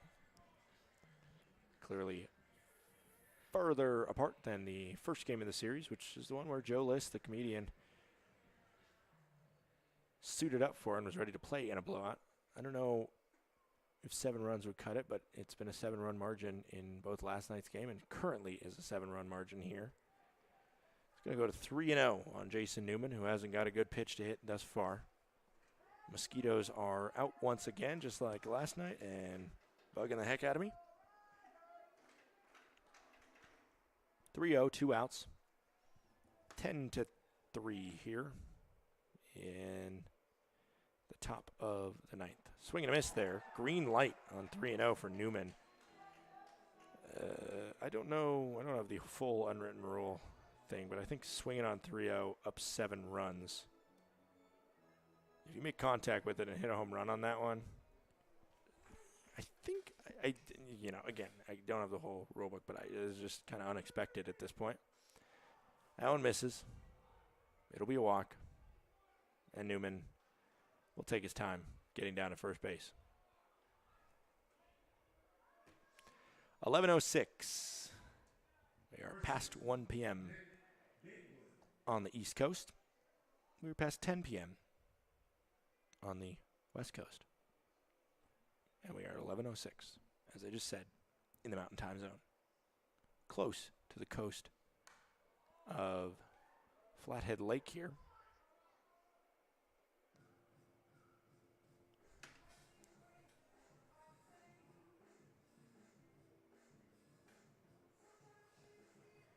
Mosquitoes taking over the entire Pioneer Baseball League at this point. From all the way up here, the furthest north team. And I'm sure they're getting maybe some down in Colorado Springs as well. We're going to get a stop sign. That was an RBI single from Nick Gatewood, and it wasn't a stop sign. The third base coach just didn't say anything. I mean, maybe he was saying something verbally, but he didn't have a clear sign for me to look down and say, okay, is the runner going to go from third? Because, we're at that point where I talked about maybe you see, a kind of mercy rule type thing put on and just, okay, you don't need to make it any bigger here. As this one, well, he's going to score anyway here. And Newman, I think, got a green light there, but then he holds up. And we're just going to play Ring Around the Rosie a little bit as one comes home on the Gatewood RBI single and another one just came home on the Greenwald RBI single. It was Riley that scored on the Gatewood hit and Greenwald that scored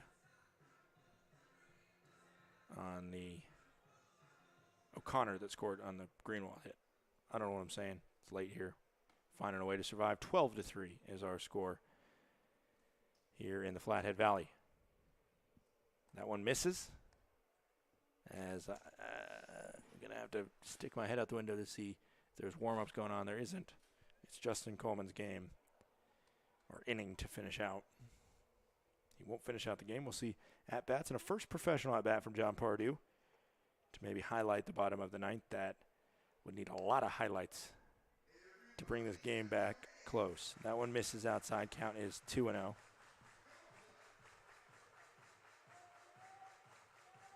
Apparently I'm hearing reports from Colorado Springs that there is moths, lots of moths down in Colorado Springs. And as somebody who went to school for 4 years there, I can say in the summer months, the moths do go crazy down there in the City of Champions, as it is known to some due to the Olympic Training Center for the United States being located in the town. The brand new Olympic Museum. I don't know how many people from Colorado Springs are watching, but the Olympic Museum is only a few years old. His swing and a miss makes it 2-2 right now with 2 outs and the bases loaded for Cameron Thompson. The Olympic Museum is really cool. You get to do a lot of stuff. You get to learn a lot about kind of the Olympics. You get to go through. You get to test your own skills at some Olympic events. So if you're ever in Colorado Springs, got to check that out. It is a fun time, and I went there, and there's a feature where you can race an Olympian, and you get to choose who the race. And me and my buddy both stepped into the 2 racing lanes they have there and raced Jesse Owens, actually. We both lost pretty handily to Jesse Owens. And my buddy, who was just trying not to lose to me, once he realized I was just about to eke him out for the photo finish, he tripped and crashed into the track. That'll be the end of the top of the ninth there on a strikeout looking for Cameron Thompson. More runs for the Missoula Paddleheads. They have their 3rd straight inning with 3, 12-3. We head to the bottom of the ninth. John Pardue's first professional at-bat coming up. Don't go anywhere.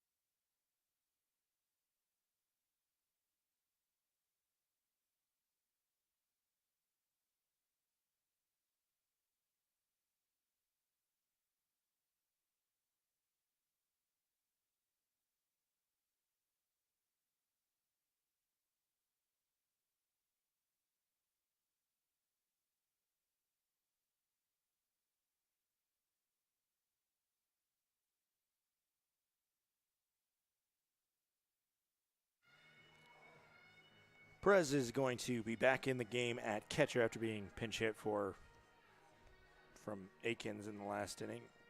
Interesting move there. Just get Akins, I guess, at bat after he has had this entire series off. You want to keep all your players happy, especially with Akins being that kind of flex option to turn to as an outfielder. But Michael Scheich, for the most part, having success, just staying with the success.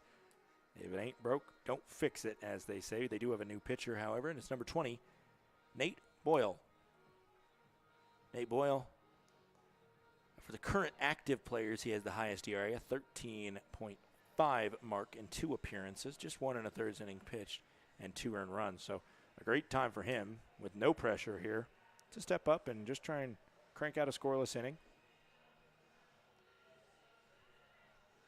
Let me tell you a little bit more about the kid from Drury University. By way of Farmersville, Ohio, most recently played in the Northwoods League with the Bismarck Larks. He is a right-hander. He could really uncork it. The final whip that he has when he's firing, I don't know any other way than to, like, it just rockets out of his hand. He's played a little outfield as well in his career, but finished his college ball at Drury University, which is in Springfield, Missouri, for those who don't know. But another one of those baseball vagabonds, as he also spent time at the same.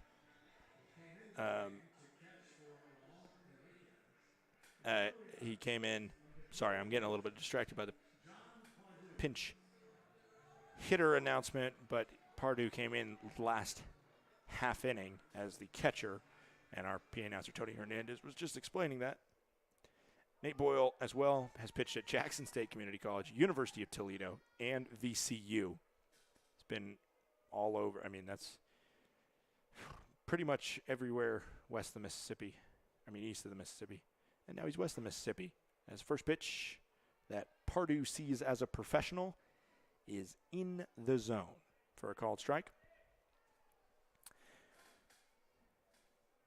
He started the season in Bismarck, did Nate Boyle, this summer season, playing summer ball. Some summer ball leagues don't allow post-grads, people who are out of, there's a swing and a miss there, I think a foul tip technically, but count goes to 0-2.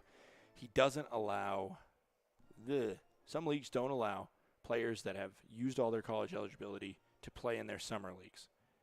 The Northwoods does, however, and so 8 appearances for the Bismarck Larks this summer were made by Nate Boyle before signing to play pro ball here in the Pioneer League.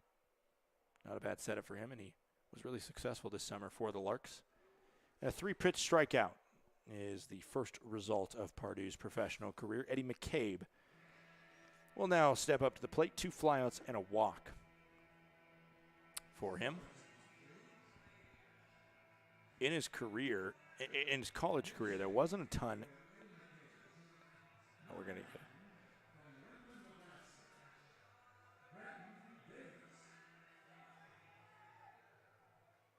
to get a pinch hitter here, as Brenton Davis comes in now.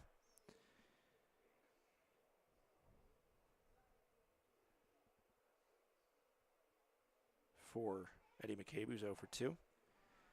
As that pitch is in there for a strike, Nate Boyle, the luxury of playing with a 9-run lead, just throw it down the middle of the zone. And right now he's 4/9 of the way to an immaculate inning. Just getting over halfway there is incredibly difficult. And he will get over halfway there. 5 pitches, 5 strikes.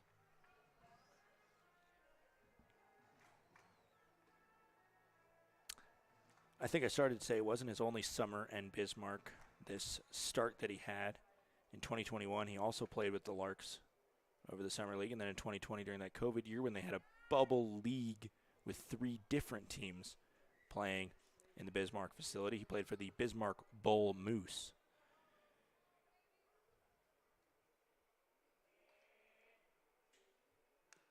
Foul ball, the immaculate inning will not happen for those who were tuning in for that. The Boyle family maybe in Ohio. Man, I apologize. I apologize for the delay and the fact that you are staying up here, but hopefully maybe there's one or two Boyles that are keeping keyed in. Bismarck Bull Moose played in that bubble league in the COVID year in Bismarck, along with the Mandan Flicker Tails,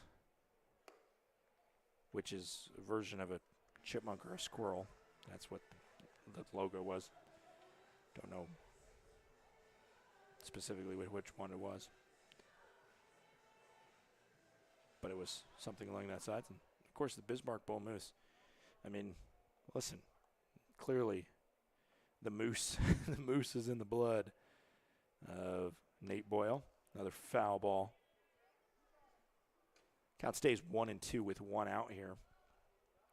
And pretty cool. Full circle for Boyle, who, again, his second summer ball season. Played his first one in the Valley League, which is in Virginia, mostly. I think all. I was stretching the limits of my summer ball knowledge. That one swung on and missed. A good block by Henderson Perez. And the throw to first is in time. So 2 strikeouts from Nate Boyle here.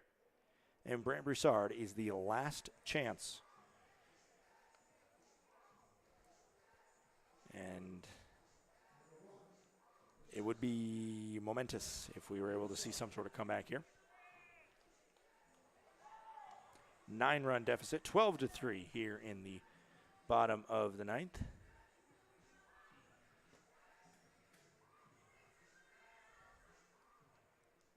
As right now, Nick Hogan and this Range Rider staff are scratching their heads about what to do in the trip to Missoula tomorrow, because it has been tough sledding in the past week and a half. Really, I mean, it's a tale of two completely different stories. We see that ball up and in near the chin. On Father's Day, it was a 2-0 series lead for Glacier. They had the lead going into the 8th inning against the Paddleheads squad. They're about to sweep the defending champs who played so well. And it all went wrong in that top of the 9th. And as Brant Broussard hammers this ball out to left field, it is back at the track, and that ball is gone. Goodbye, baseball. Brant Broussard hammers a home run over the left center fence. I said it would take a miracle, but, man, a guy like Brant Broussard, who I've seen pop in his bat at batting practice, but he has not been able to uncork them in a game. Thus far this year for Brant Broussard, he has no home runs. And now I'm going to have to dive into my nasty book of tricks. I shouldn't have called it that. I apologize. Going to have to dive into the notebook here to see if what professional home run number that is for him. It is his first of the season, which is a cool highlight for him and the fans that are sticking out. But for the LSU alum, he did hit 2 home runs in Billings last year. So it's not even his first Pioneer League home run, just the first of the 2022 campaign for him. That one just flew off the bat, and that one did as well. But it's right to the second baseman, McLean O'Connor, fields and throws to first base to finish off a 1-for-5 day for Ben McConnell.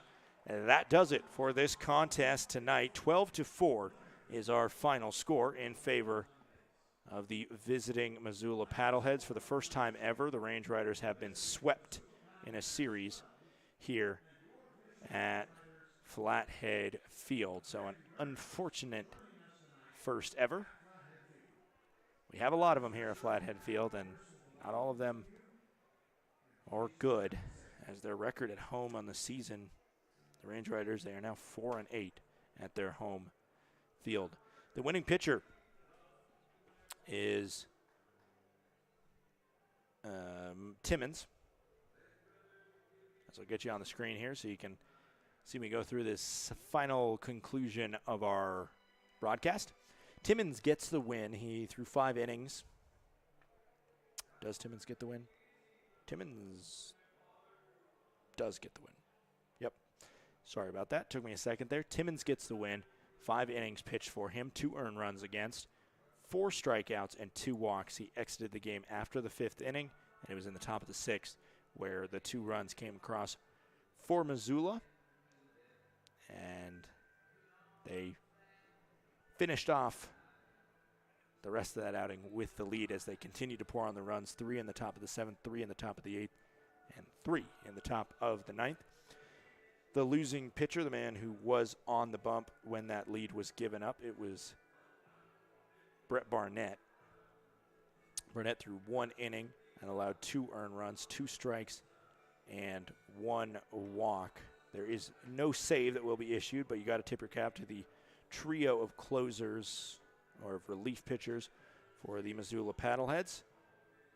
La Rosa in 2 innings allowed 1 earned run. Boyle allowed that solo home run that you just saw from Brant Broussard. And Thompson had a scoreless inning for himself, but again, no save. That'll do it for today's contest. A 8-run victory for the visiting Missoula Paddleheads. Thank you so much for joining me tonight, Scott Gladstone. We got 3 days off here at home. You can check out the Missoula Paddleheads and the voice of the Paddleheads, Jeff Safford, if you want to tune into the broadcast there. That'll be on YouTube as well as the PBL Network. You can also go down to the stadium. If you're a Flathead fan, you can take the trip down, have a weekend trip to Missoula, not too shabby of an option. You can head down there as well. They have a lot of fun, and I already said it is Osprey night, so an homage to the previous identity of the team down in Missoula. They have a beautiful stadium and a lot of great fun down there, so we encourage you, just as we encourage you to come to this stadium, to head down there and support Pioneer League Baseball and support the Glacier Range Riders, or if you're a Paddleheads fan, head down there as well. My name is Scott Gladstone. We'll be back on Monday night, the 11th, when we have more Pioneer League Baseball. It starts a 7-game home series with the Billings Mustangs, a cross-state rival. We hope to see you there for that one, or we hope to see you on our social media or in our ballpark. Thank you so much for joining us tonight. Please have a safe rest of your night. Stay safe out there.